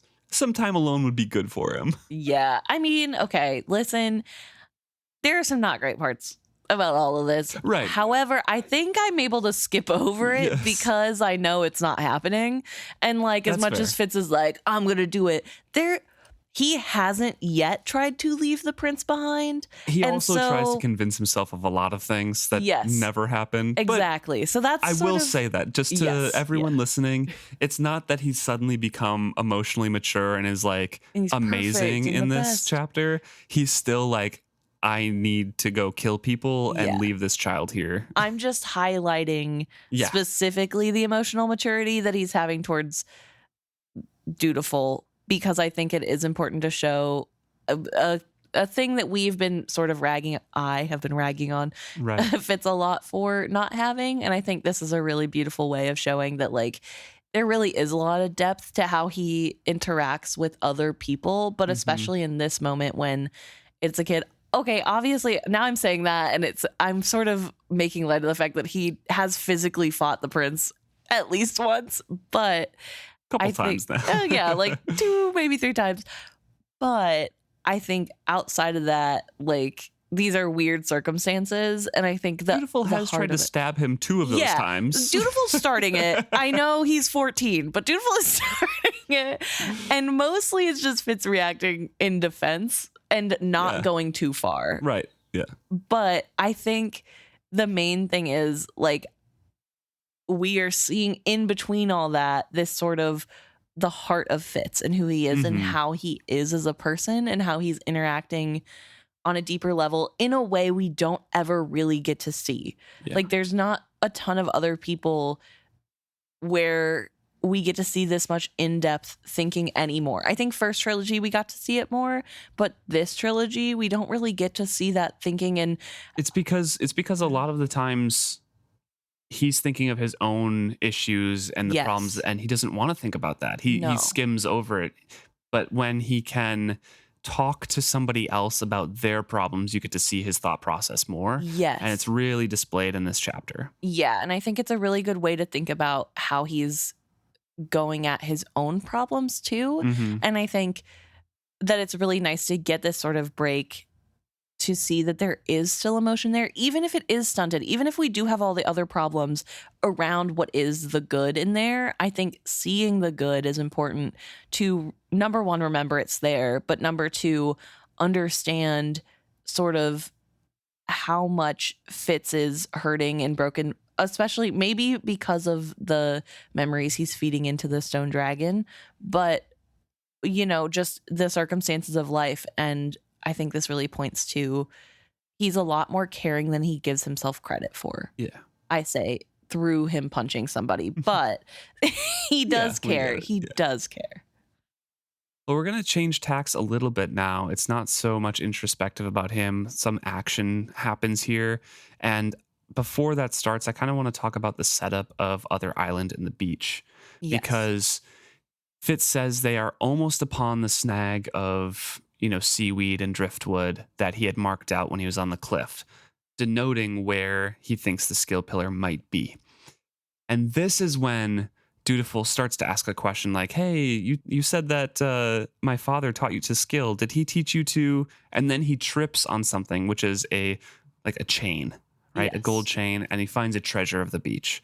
Before we get into that, I wanted to kind of bring this up, not as necessarily a debate or discussion or anything like that, but as a reminder that we think there is a sunken Elderling city here. Yes. And the skill pillar must denote the outskirts of it, because right near that is where things are starting to wash up onto the beach. They didn't encounter anything except for his feathers, which were already further away, because they walked past this snag to get to the cliff and then came back towards it. So on the other side of the snag. Yes. So there is some natural barrier or something where it doesn't wash up onto the beach near the alcove of treasures, just kind of geographically. Yeah. And who knows where this is on the stretch of beach, but it's some distance away, because they've been able to have conversations and then have silent periods and keep going. But beaches are also deceptively long. I always feel that whenever I'm on a beach. True. That I'm like, oh, that won't take that long to get across. And then 30 minutes later, I'm like, oh, okay, how much longer? So, yeah, Dutiful trips over this chain. And he is interrupted from saying, did my father ever teach you? And I think he's about to say the wit, because he's probably wondering if this is from his dad, which it is from his dad, but not the dad he thinks. And also it's from his mom too, because Kettricken does a little bit have the wit we know from the first trilogy. So he trips on this chain. It is intricately woven, each thread of metal the thickness of a horsehair. So he coils it in his hand, a necklace length of chain that filled his palm. He gave a final tug to free the last loop, and a figurine popped from the sand. It was fastened to the chain as a dangling charm, the length of Dutiful's little finger. Bright colors had been enameled onto the metal. It was the image of a woman. We stared down at the proud face. The artist had given her black eyes and let the dark gold shine through for the tone of her skin. Her hair was painted black with a standing blue ornament crowning it. The draped garments bared one of her breasts. Bare feet of dark gold peeped from beneath the hem. "She's beautiful," I said. He made no reply. The prince was engrossed by her. He turned the figurine over in his hand and traced the fall of hair down her back. "I don't know what it's made from. It weighs scarcely anything." So he finds this charm, and again, Others Island, we don't know the magic, but apparently, and somehow, all of these items relate to The people that find them. And Yes. this is basically a copy of Eliana. Yes, the Narcheska. Narcheska. I was just about to say that. When she becomes like a woman or something, like ceremoniously, right? Like, isn't like there's a specific scene? They go back to the island or something? Yeah, like or her- maybe when she arrives. It's either when she arrives or back on their island, like the Out Islands Yeah. home. I don't remember which I feel like it's when she arrives because I think Dutiful is like, she looks just like the figurine immediately, but maybe Fitz notes it again on a different point. I couldn't remember. But yeah, so it's kind of a bizarre copy of this person we have not yet met. I also want to mention, I believe Fitz makes mention, like internally rolls his eyes and is like, okay, it vaguely looks like her. It's a dark-haired woman with dark eyes, sure. But Dutiful is adamant that this is a copy of the woman. Yeah. So I just want to point that. I think that that is pay part attention to see if that's true. Yeah. Yeah. So they both lift their heads at the same time, and Fitz thinks maybe it's the wit, but also he had caught a scent of something indescribably foul on the air. Yet even as I turned my head to seek the source of the stench, I almost became persuaded it was a sweet perfume. Almost. Some things one never forgets. The insidious tendriling of mind touch is one of them. Terror spasmed through me, and I slammed up the skill walls around my mind in a reflex I thought I had forgotten. My reward was that I perceived the full foulness of its stench as I turned to confront a nightmare creature. So this is exactly kind of what happens with Jack in the story, in the epigraph, right? Mm-hmm. Jack is like, no, I'm going to take my treasures with me. And then the creature turns on its glamour, and it's no longer rotting dead fish smell. It is now sweet smelling like flowers. Yes. I think it's interesting that Fitz doesn't think the wit is what turned his head and Dutiful's head, because that sort of gives the vibe that others don't have wit sense or like a wit thing. A about dragon. them. Yeah, but don't dragons have? He can't sense them with the wit either. Dragon magic. It's like the wit, but not. And it's like the skill, but not. So whenever he meets Icefire, he doesn't like sense. There is that sense, right? And it's the same kind of sense he gets here, I think. Okay. But he uses his wit to detect it, but it's not the same presence as other things, I don't think. Okay. I think that's the difference. Okay. That So it's not like Beloved where there's no scent or not scent, no wit sense. Yeah. But there's something weird about it. It's still okay. That's what I'm assuming, at least. And dragons are the natural creature, right? And others are kind of the abomination. Right. They are kind of warped in that sense. But yeah, I think it is his wit sense that he is using, but it is so weird that it's not quite as clear as like if a human were walking up. Right. Okay. And it's probably a combination of his wit and skill, because that's kind of what meshes with the dragons, right? Yes. You get that. And that's how they dragons communicate with you, is that you have that predilection for skill and they can talk in your mind. So I feel like it's probably his combo. That's fair.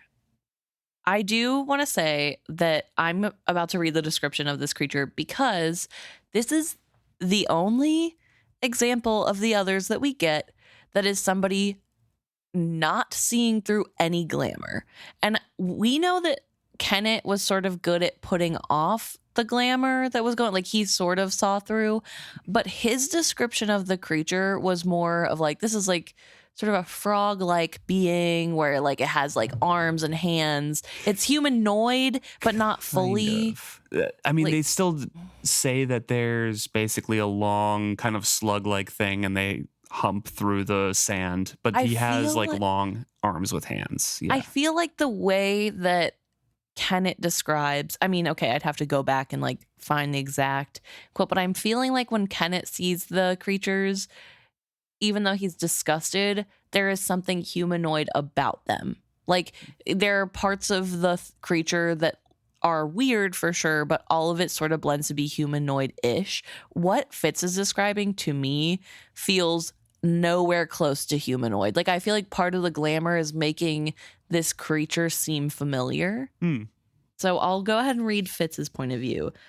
It stood as tall as I did, but that was only the portion of its body that reared upright. I could not decide if it reminded me of a reptile or a sea mammal. The flat flounder eyes in the front of its face looked unnatural in their orientation. The brain bump of the skull seemed Tumescently, thank you, seemed tumescently large. Its lower jaw dropped like a trapdoor as it stared at us. Its mouth could have engulfed a rabbit. A stiff, fishy tongue protruded from it briefly. As we stared, it jerked its tongue back in and closed its jaws with a snap. So the description, I don't have the exact description from the live ship traders, but I know I help update the Plenty wiki, which is like one of the wikis for Robin Hobb's books here. And I know I updated the others page when I was reading those books. Nice. It's not an exact quote, but what I have in here is a mixture between human and fish. They have fish-like and flat eyes on the front of their bald, misshapen heads. Their thin lips barely conceal rows of sharp teeth with jaw hinges sitting below ear holes. Their mouths can open wide enough to fit a human head inside. Others have slug-like body that they drag around and worm-like, unfolding upper appendages that seem boneless. Their hands are webbed. They are gray-green with stiff gray tongues. Their body gleams damply where they are not covered by cloaks, presumably elderling clothes. Yes. I guess also Fitz mentions that the thing has sacs at the sides of its throat that puffed up as it lifted its flipper-like limbs. It suddenly spread finny hands that were large and wide. Claws like bullfish spines stood out from the ends of the digits. Right. So again, this is like... because all dragons are also different, all others are going to be slightly different in description too. Yeah, I mean... dragons aren't like crazily different, but they're going to have different, poison sacs and things like that. And if others are altered, kind of like how Rainwilders are altered by being too close to dragons, they're also going to have different deformities. Okay, that's a good way to put it, I guess. I don't know why I thought Kennett described the others as having feet. Or not feet, but like legs. I don't remember Kennett saying it was a slug. I feel like because I feel like the first trip there, Kennett really didn't describe them and might have described them with like appendages. But I know I zeroed in on a description of when they were with Wintro back at the island, that they were like kind of... I don't know the exact word. Like, I don't know the exact word that Robin Hobb uses, but it's like a specific one. It's like glumphing or something. Yeah, I remember this. Yeah. Okay, fair. I don't know. Well, this is, I feel like, the best descriptor for me personally. Right, because he is not affected at all, right? No, we know that for a fact. So we know nothing of what he is seeing is being impacted by any sort of glamour. And this is one of them. We could have seen multiple different ones. Right. Well, Fitz does mention that I think later there's 3 more. Yep. And they look the same to him, at least from a distance. So I guess. He's also not focused on that's not really like the main point. But yeah, I don't know. Anyway, I just thought that was a really cool detail of like, oh my gosh, this is the first time we're going to get to like get a real description of it. And we know for a fact that this is really what they look like. But all the while, this creepy, nasty slug / deep sea creature mixed with a beluga whale and a, whatever, is looking at Dutiful. And Dutiful is smiling like, what does Fitz say? In an addled way. Yeah. He swayed a step closer to it. I set my hand firmly to his shoulder and gripped hard. I set my thumb to his flesh and tried to invoke the earlier skill bond I had laid on him without breaching my own walls. Come with me, I said quietly, but firmly. I drew him back towards me, and if he did not actively obey, at least he did not resist. Right. Yeah, Fitz is like not having any of this. This is freaking weird, and he doesn't even want to wait to see what this creature wants. He is ready to go. Mm-hmm. And it speaks, and Fitz is very disgusted and surprised by that, and it says, "You did not come by the path. How came you?" "We came by silence," I warned the prince, and gave him a rough shake. I was backing us away from the creature, but it hummocked its ungainly body over the sand towards us. There's the word. Let me see. What does hummocked mean? Hummock is in my Nook, it has an inbuilt dictionary, and it only says a rounded knoll or hillock or a ridge of ice. So, and there's also a verb, but there's no description of that. So Great, cool. yeah. I'm just imagining, slug-like, kind of like jumping, a weird. I don't like forward. It. The way seals do whenever they're like going forward, the like bouncy movement. That's exactly what I'm thinking. I glanced about wildly, fearing to see more of the creatures, but there was only one. So Fitz is wondering where it came from. Its ungainly body, it's moving towards them. It makes a sudden rush forward, interposing its huge body between the tableland and us. I responded by retreating toward the water, which is where Fitz wants to go. Yeah. And he prays the tide would bear the skill pillar so he can actually find it rather than guessing. So the creature now is like, "You must leave it. These treasures are not for you. The ocean washes up on the treasure beach, must always remain here. Drop what you have found." And the prince does. He opens up his hand, except the chain is wrapped around his fingers, and he's so kind of addled at this point that he doesn't try to unwrap it. It just dangles from his opened hand. "Drop it," the creature repeated more urgently. I decided the time for subtlety was past. I drew my sword awkwardly with my left hand, for I feared to let go of the prince. "Stay back," I warned. Fitz glances behind himself, and he can see the squared off black stones, but they barely stuck up above the water. The creature mistook my look, basically says, "Yeah, your ship left you here. You can starve, just drop the treasure. Like, it's fine. They're not for humans. What the sea brings here is meant to be lost to humankind. You are not worthy of it." So I needed that to be read so I could fully talk about this. Yeah.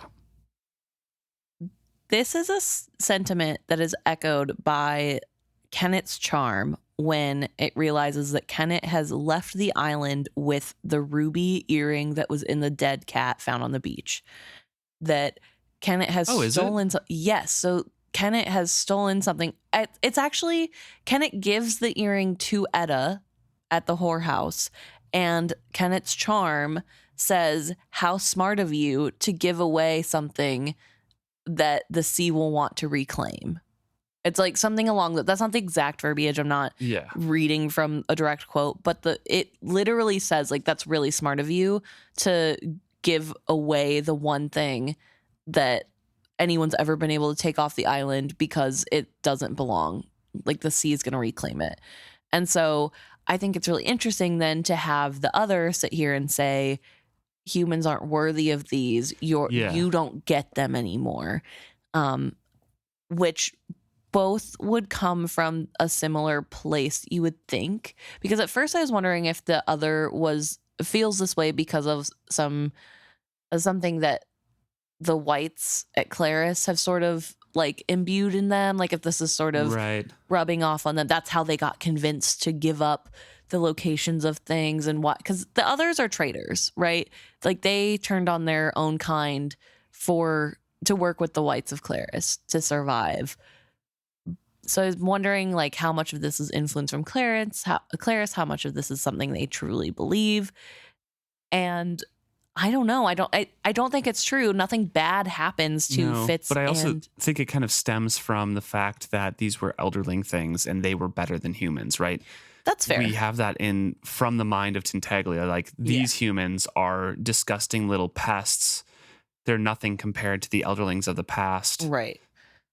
So I think there's probably some of that in there too. Just that sentiment. Because others still have memories from their previous lives, right? Presumably. Yeah, presumably. So, Yeah. I don't know.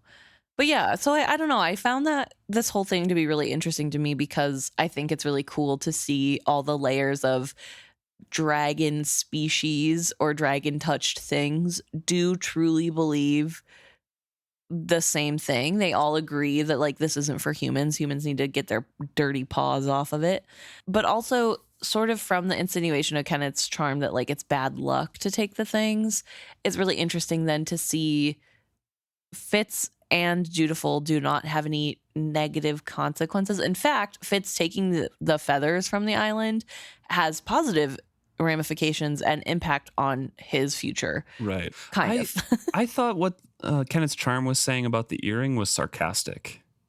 I can't remember the exact scene now, but maybe that's just stuck in my head. I'm just like, oh, great job giving away the only thing that's ever been stolen from Other Island. You're very smart.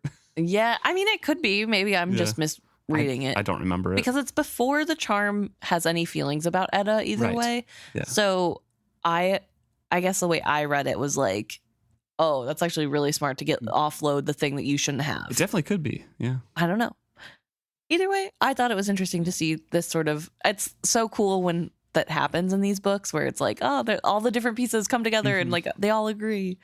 So, yeah. So Fitz is dragging Dutiful back into the water, and the creature, who is still kind of advancing towards them, not really, stopped kind of by the water, warns them, "You cannot swim far, the beach will have your bones." Like a distant wind, I faintly felt the buffeting of fear that he directed at us. The prince's mind was unshielded, and he gave a sudden cry of wild terror. "I don't want to drown," he cried out. "Please, I don't want to drown." When he turned to me, the whites showed all around the edges of his eyes. I did not think him a coward. I knew only too well what it was like to have another mind impose panic on unguarded thoughts. "Dutiful, you have to trust me. Trust me." "I can't," he bellowed, and I believed him. He was torn between us, my skill command for obedience warring with the insidious waves of fear the creature gushed at him. I tightened my grip and dragged him back with me as I retreated. Water was up to their knees, and he risks another glance behind them. The skill pillar was close, and Fitz can now feel the vague confusion of that black memory stone. It was strange to push myself toward disorientation in the hopes of salvation. So I think this is really important to note, but as a reminder, when Fitz was looking from the top of the cliff down, he did mention that there were several black stones sticking up out of the water. Or at least just under the water that he could see. So he was hoping that's sort of the area he needed to go to, and he was right. But I'm wondering if that disorienting sense is from whatever was around the skill pillar, not the skill pillar itself, because Fitz doesn't necessarily ever talk about feeling confusion around skill pillars. Right. It's the stuff around it that's built with the memory stone if it's there. True. So I thought that was a really interesting detail of like, oh yeah, by the way, it's not the pillar that's causing this. Potentially here is the Elderling city. Mm-hmm. He's standing on some of the ruins. Or the road, I don't know. The creature says, "Give me the treasure," lifts up its arms kind of threateningly now, with virulent green drops shimmering suddenly at the end of its claws. And in one motion, Fitz sheaths his sword, grabs Dutiful, and flung them backwards into the water. As the creature dove toward us, I thought I saw a sudden flash of comprehension in those inhuman eyes, but it was too late. Fitz has no chance to warn the prince at all, but puts his hand to the skill pillar, and they stumble out into an almost warm afternoon. The prince dropped nervously from my grip to sprawl on a cobblestone street in a gush of salt water that had accompanied us. I drew a deep breath and looked around us. Wrong face! I had known this could happen, but had been too intent on escaping the thing on the beach to consider it. Each face of a skill pillar was carved with a rune that told where the service would transport you. And Fitz is like, yeah, it's a wonderful system if you know what it means. Yeah, if you can read it. Yeah. So right now they're looking at a foreign landscape. He says they're standing in the windswept ruins of an abandoned Elderling city. It looked vaguely familiar, and I wondered if it was the same city that a similar pillar had once carried me to, but there was no time for exploration or speculation. All had gone wrong. So Fitz is like, okay, we have to go back through this pillar. where we came out, and then try to find the correct face on the other one. And Dutiful is not wanting to do that. Right. Rightfully so. But I do have a quick, crazy tinfoil hat theory. Okay. What if this familiar yet different town is where Verity was going to get the skill hands? I know it's crazy. I know that we all think it's probably Kelsingra, whatever. I don't like that, but I have so far been like, well, there's not really a better option. Hear me out, because Fitz is like, I don't think it's Kelsingra, but it could be. It looks familiar, which he hasn't been there in 15 years. He hasn't been there in 15 years. However, you know where else he hasn't been in 15 years? Skill connected to his man Verity while he goes and dips his arms. And all I'm saying is, this could be the place. And maybe it is genuinely the place, and it's also still in Kelsingra. Both can be true. True. However, I just think it'd be really fun if there is a different place. Yeah. That is like a lost city that no one's found yet. Yeah. And that maybe this is it. And it would look familiar because it's still Elderling make. And presumably there was very talented architects that are being hired by different cities, right? Like that happens in human world. Right. I don't know. So anyway, I just thought that was like a fun little tinfoil hat to put in there. You don't have to believe it, but just know that I do. So Prince Dutiful says, I didn't like that at all. And I instinctively knew that he was not speaking about the creature on the beach. Going through a pillar was a harrowing experience for an untrained mind. Regal had used the pillars recklessly in transporting his young skill users, little caring how many of them went mad from the process. I would not use my prince so recklessly, except that I had no other choice and no time. I know, I said gently, but we have to go now before the tide comes in any deeper. He stared at me without comprehension. I weighed him, keeping his sanity against what the woman might know through him. Then I threw that concern aside. He had to understand at least a little, or I'd emerge from the pillar with a drooling idiot. We have to go back to the pillar on the beach. We know it has a facet that will take us back to Buck. We'll have to discover which one. The boy made a small retching sound. I don't think I can. My heart smote me. Waiting won't make it any better, I warned him. I'll hold you together as best I can, but we have to go now, my prince. That thing might be waiting for us, he cried wildly, but I think he feared the passage more than any lurking creature. I stooped and put my arms around him, and although he struggled wildly, I dragged him back into the pillar with me. Before we go, I just want to make a quick aside. When Fitz says waiting won't make it any better, it actually does. You're supposed to wait like a full day in between journeys. Yep. Yeah. But I think more so he means like waiting. Yeah, it won't make your fear better. Yeah. But I just wanted to say But yes, that. it does technically. Actually, Fitz. Yes. According to the lore. Fitz says I had never used a pillar twice in such swift succession. I was unprepared for the sharp sensation of heat. As we emerged, I accidentally snuffed warm seawater up my nose. I stood up, holding Dutiful's head above water.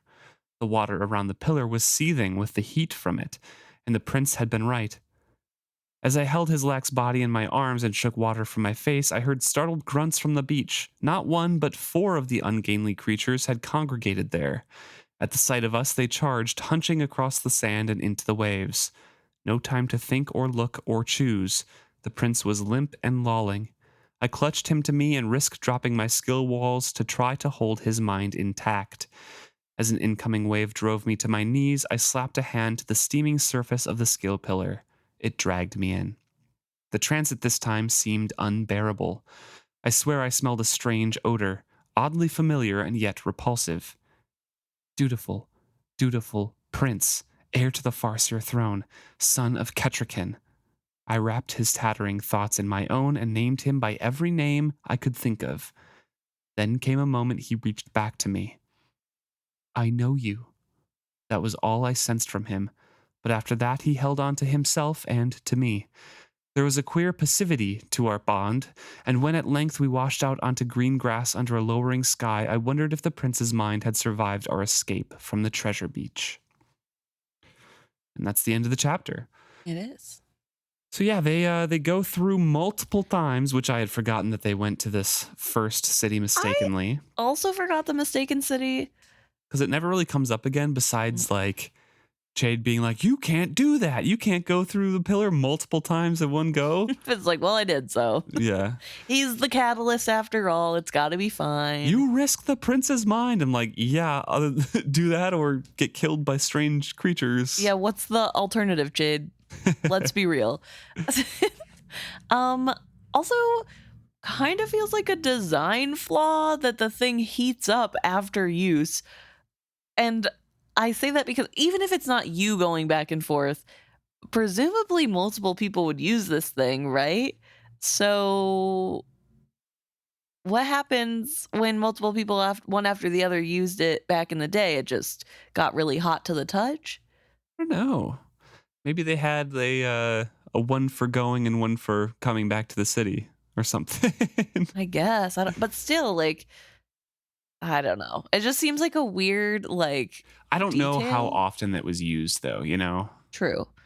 Yeah, I guess because you'd have to have the ability to go through. Yeah, and be trained. And not lose your mind. And if it's part of like a messaging service or, you know, part of an empire, it'd be regulated in some way. True. So maybe maybe there's that. Maybe it's not a design flaw. Maybe it's a warning to like, hey, True. Don't use it right now. Yeah, true. Oh, well, thank you so much for tuning into this chapter. There was a lot that happened and a lot of meat to discuss later in upcoming chapters of the consequences of what's going on in this one. Yeah. I did want to quick point out, this is something that I missed while we were reading it, and there wasn't really a good way to fit it back in, so I just wanted to bring it up now.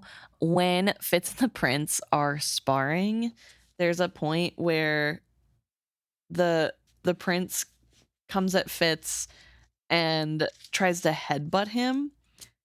Oh, Fitz grabs him from behind, right? He wraps his arms around him, and Dutiful throws his head back to try to hit him. Is that what you're talking about? Yes, and Fitz is like, I've long been aware of that, wise to that trick because it was my personal favorite. Yeah. Which I thought was kind of a fun little detail, especially because that sort of fight really showcases how much the two are alike in a lot of ways. Yeah, like and mismatched because of different youths. Yeah, but I think it was just really funny to like see that sort of nature versus nurture argument where it's like Dutiful, who has never watched Fitz fight, is using Fitz's signature move and goes berserk in battle. Like, obviously on a lower scale, but...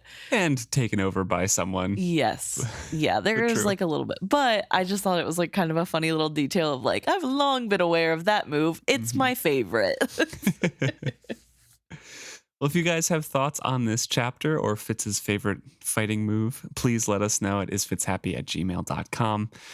And as always, you can message us or comment on any of our posts on social media as well. You can find us on YouTube, Instagram, Threads, Blue Sky, Facebook, and Reddit. We're at isfitzhappy on all of those. And of course, please rate, review us, send us to your friends that have also read the series. We really, really appreciate those, and the reviews really help us out on the charts. So thank you very much. Yeah, we look forward to hearing from you.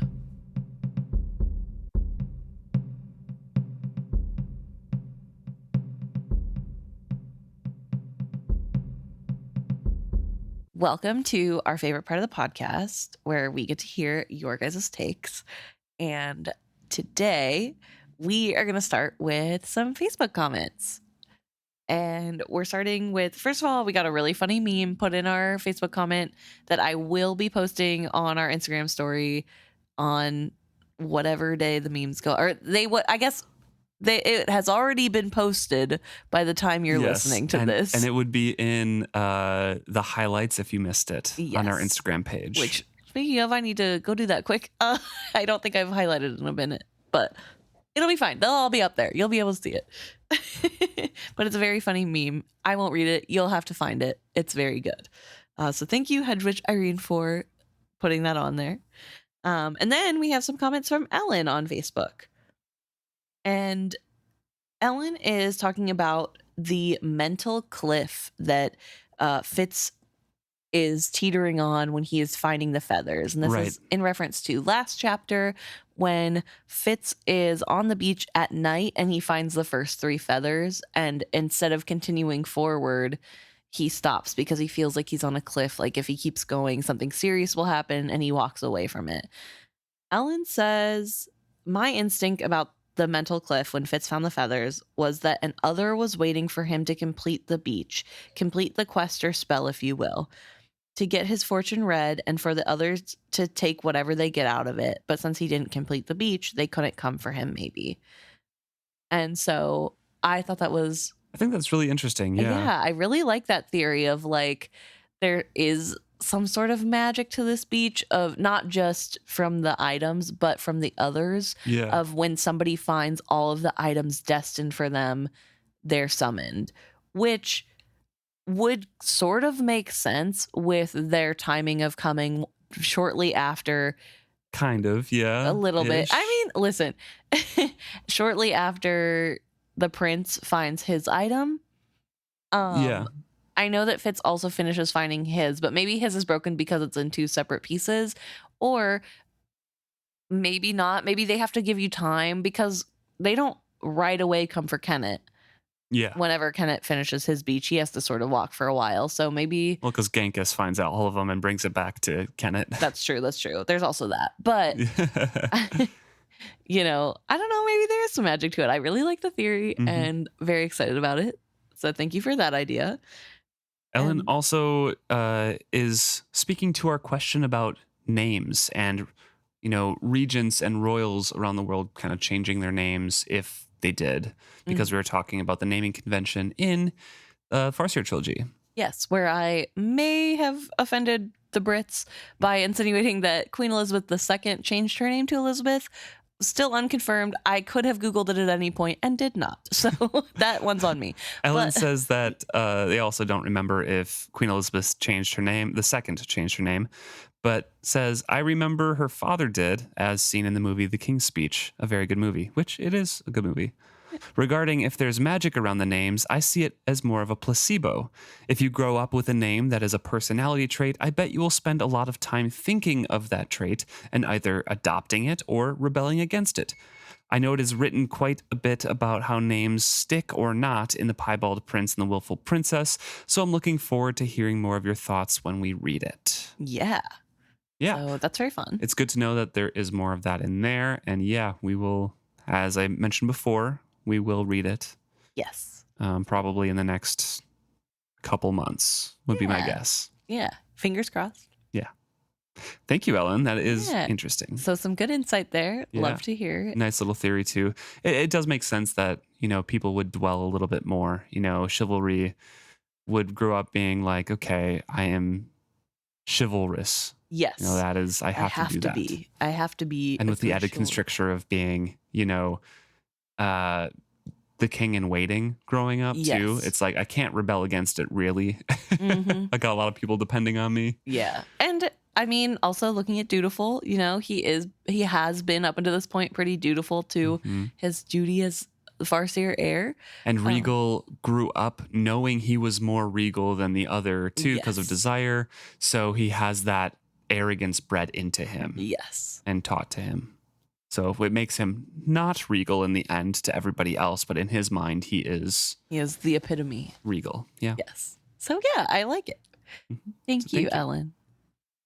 We also got a couple emails. One that we're really going to talk about, which is from Amy. And Amy wrote in to talk about about the horse conversation, about whether or not Robin Hobb writes realistic horses. And we also had a question that I totally forgot we asked, which is, what do horses eat?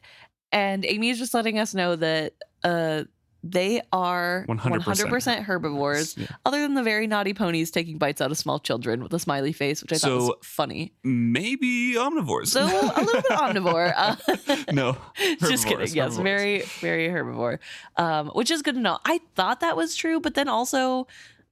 I don't know for sure. Yeah, you never know with animals. Maybe it's also media, but I feel like I've seen or heard of horses like eating small mice or something, but that could have just been like a horror story kind of thing. So, backstory lore for Emma, I guess, per usual. My grandparents on most sides of the family had farms. I have divorced parents. It's a thing. But like I have a lot of farmers in my grandparents, and one of those sets of grandparents had horses, and I distinctly remember my grandma taking a lot of scraps from the kitchen and bringing it down to the chickens and the horses. And I know chickens eat like Everything. whatever. Yeah. But I think because I saw her doing that and she didn't really differentiate what was going to which, I just assumed that maybe sometimes the horses like to eat chicken bones. I don't know. So that was a little bit where I was like, Little kid Emma just being like, horses eat everything. Horses eat chicken. I don't know. They like it. I like chicken. They must like it too. No, it was the chickens eating chicken. It's fine. Don't think too hard on it. But anyway, so thank you for clearing that up. I definitely did not know. Amy also says that, and agrees with Peculiar Ponies too, with what they said, basically that Robin Hobb does write horses pretty well and avoids that trope of horses as machines that can ride all day. Yes. Her writing shows that horses need a lot of care, such as when we see Fitz take care of horses before his human guests, like when the fool visits his cottage. Horses can carry a rider at a gallop for several miles, but not for hours upon hours without rest. Old format, eventing's cross-country phase included about 7 miles of galloping and jumping fences, and in early thoroughbred racing, a series of 3 4-mile heats in one day wasn't out of the norm. In my opinion, as a lifelong equestrian, even in Chapter 22, the depiction is realistic, especially the princess horse could barely hold her head up. As soon as the heat was walked off her, we would have to stop for a time. After first listening to the podcast, I thought perhaps this is kind of serving the plot and leaning into robot horses, but I reread and think it's good. So yeah, I think the consensus is that Robin Hobb does pretty well, and that last chapter is a little, could stretch imagination, but could also be realistic with really well-bred, trained horses. Yeah. So thank you so much for writing in. We love to hear from people who know more about things than we do. Yes, we love that. Thank you. We also got some comments on Spotify. You mentioned a couple emails. I just do want to quick shout out Irene, who emailed us. Thank you very much for writing in. It's been a while since we've heard from you. Pictures are awesome there. Yeah, which just as another call out, if anybody wants to send us pictures of anything, where you listen from, what you do, your pets, a dog, a cat, tattoos, a horse, tattoos, pets, you can send us any pictures as long as they're, not weird. I guess weird's relative, but yeah, we love seeing stuff about you guys and learning about you. Our listeners are all really cool. I think you guys are all like top tier people. And every time I learn how cool you guys are, I'm like, wow, I feel like maybe you guys should be the ones with the podcast because you're way cooler than I am. So that's why this platform is just us platforming you. Yes, exactly. So thank you so much. We love to see little tidbits of stuff that you guys do. It's fun. But yes, like Emma mentioned, we did have a comment on Spotify as well. This is from Sarah. This is on episode 271. And Sarah mentions that the scene with Fitz and torturing Deerkin in the cave reminded them of the scene with Kenneth and Althea. It's horrible and disgusting, but you can see how Hobb wrote those characters to get to that moment, and ultimately it feels inevitable, just like all the lead up. And I have to agree, because we kind of talked about this in the Ship of Destiny conversation with Kenneth and Althea as well. It doesn't come out of nowhere. And the same thing with the Fitz chapter. Like, maybe first time reading through, you're like, oh, he's crazy angry about this. But actually reading the character and looking at motivations, it doesn't come out of nowhere. Yeah. And there's a very realistic build up to it with emotions behind that. Yeah. And I think really importantly, even though in some ways it feels uncharacteristic for Fitz to act in the way that he did, it's not unbelievable. Right. Yeah. And people do uncharacteristic things all the time. That's just human nature. Sometimes you just act out of character. Usually it's not for anyone's benefit when we do that, right? So I think it's really good to have examples of that, as well as things that make sense, like, I don't know, or are more in character.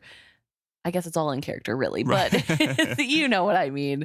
But no, I really do enjoy that aspect of Hobb's writing, of that Yeah. sort of like, it's horrible, and it doesn't even mean that you have to condone the bad things that are happening, but it means when they do happen, you're understanding that sort of building to get there and why Yeah. it's happening. Mhm. So yeah, So thank you very much, great Sarah. comment. We also had some messages on Instagram. One in particular was from Kira Lee.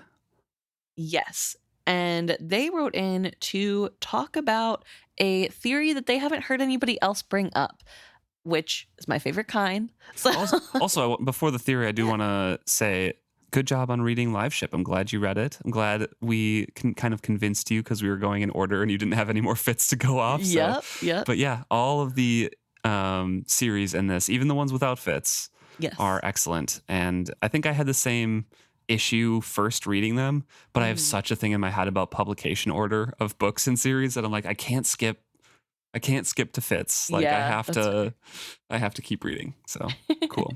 But anyways, yes, theory. And this is about one of the more recent chapters. Yes. And this is, so it's a part about the burrows / the graves near the skill pillar.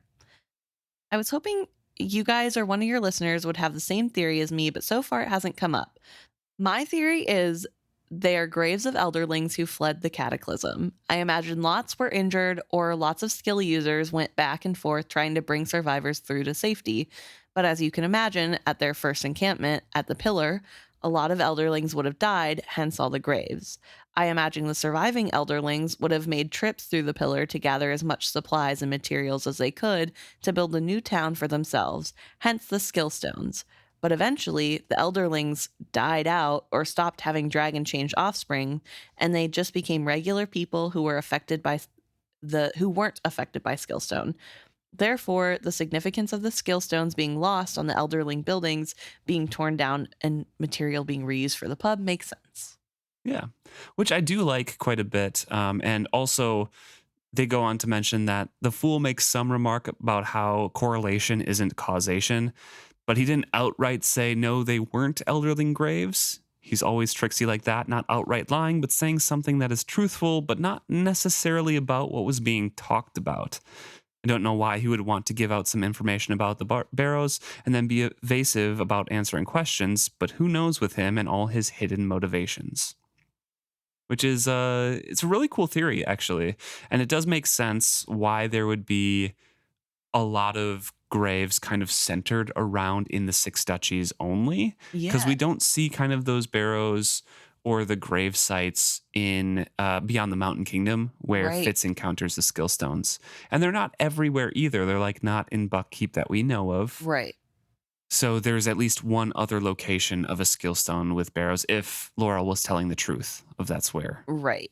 So yeah, I think I really like that theory, actually. I like the idea that like they're trying to escape, and obviously a lot of people are not going to survive such a horrible event. Like, it's just the reality of the situation. And so obviously you would want to respect them and give them a good burial, but then you don't want to like go looking for land, it's a whole thing. So right. I do like that idea. And I also love the addition of, obviously then later generations see all this perfectly good material and use it to make a pub because they're not affected and they don't remember the significance of it. So might as well use this building material. So I really like that. Yeah. Or I guess build a pub on top of an old ruin. Right. Yeah. So yeah. Thank you so much, Kira Lee. And we got a few other messages that we're not going to read because either they asked us not to or they were just sort of a hi, hello for the first time. And a lot of them were from new people. And I just wanted to say, we love hearing from you guys. And if you've never written in and you're afraid that we're going to talk about what you have to say on the podcast, you absolutely can still write in and we won't talk about it if you tell us not to talk about it. I think we've said it before, but it's been a while. So just as a refresher, if you do not want us to talk about whatever you write into us, just let us know, because if it doesn't say don't talk about this, there is a chance we will talk about it.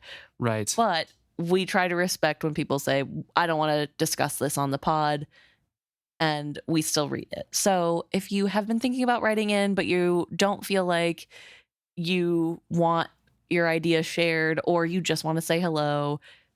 We love hearing just that too. You don't always, it doesn't have to be the smartest thing you've ever heard.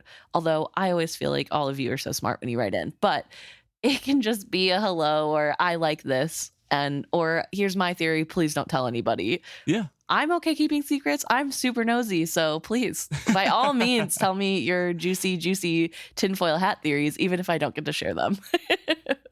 And to finish this section off, I want to shout out and give a huge thanks again, of course, to Anna and Neva. Thank you so much for continually supporting our podcast on Ko-fi. We really, really appreciate you. And thank you to everybody who writes in. Yeah, thank you to everyone. We love hearing from you guys, and we're really excited for this new year of more Fitz. And I guess the best way to end out this section would be, do we think Fitz is happy this chapter? No. I'm going to go out on a limb and say no. Yeah. Haven't done one in a while, and I don't think the answers has changed since the last time we did it. It's kind of hard to keep doing it with the answer being no, so I try to do it more when it's a little bit iffier about like, right. You could argue. I don't think you could argue he's happy here, but no. maybe soon. So thank you.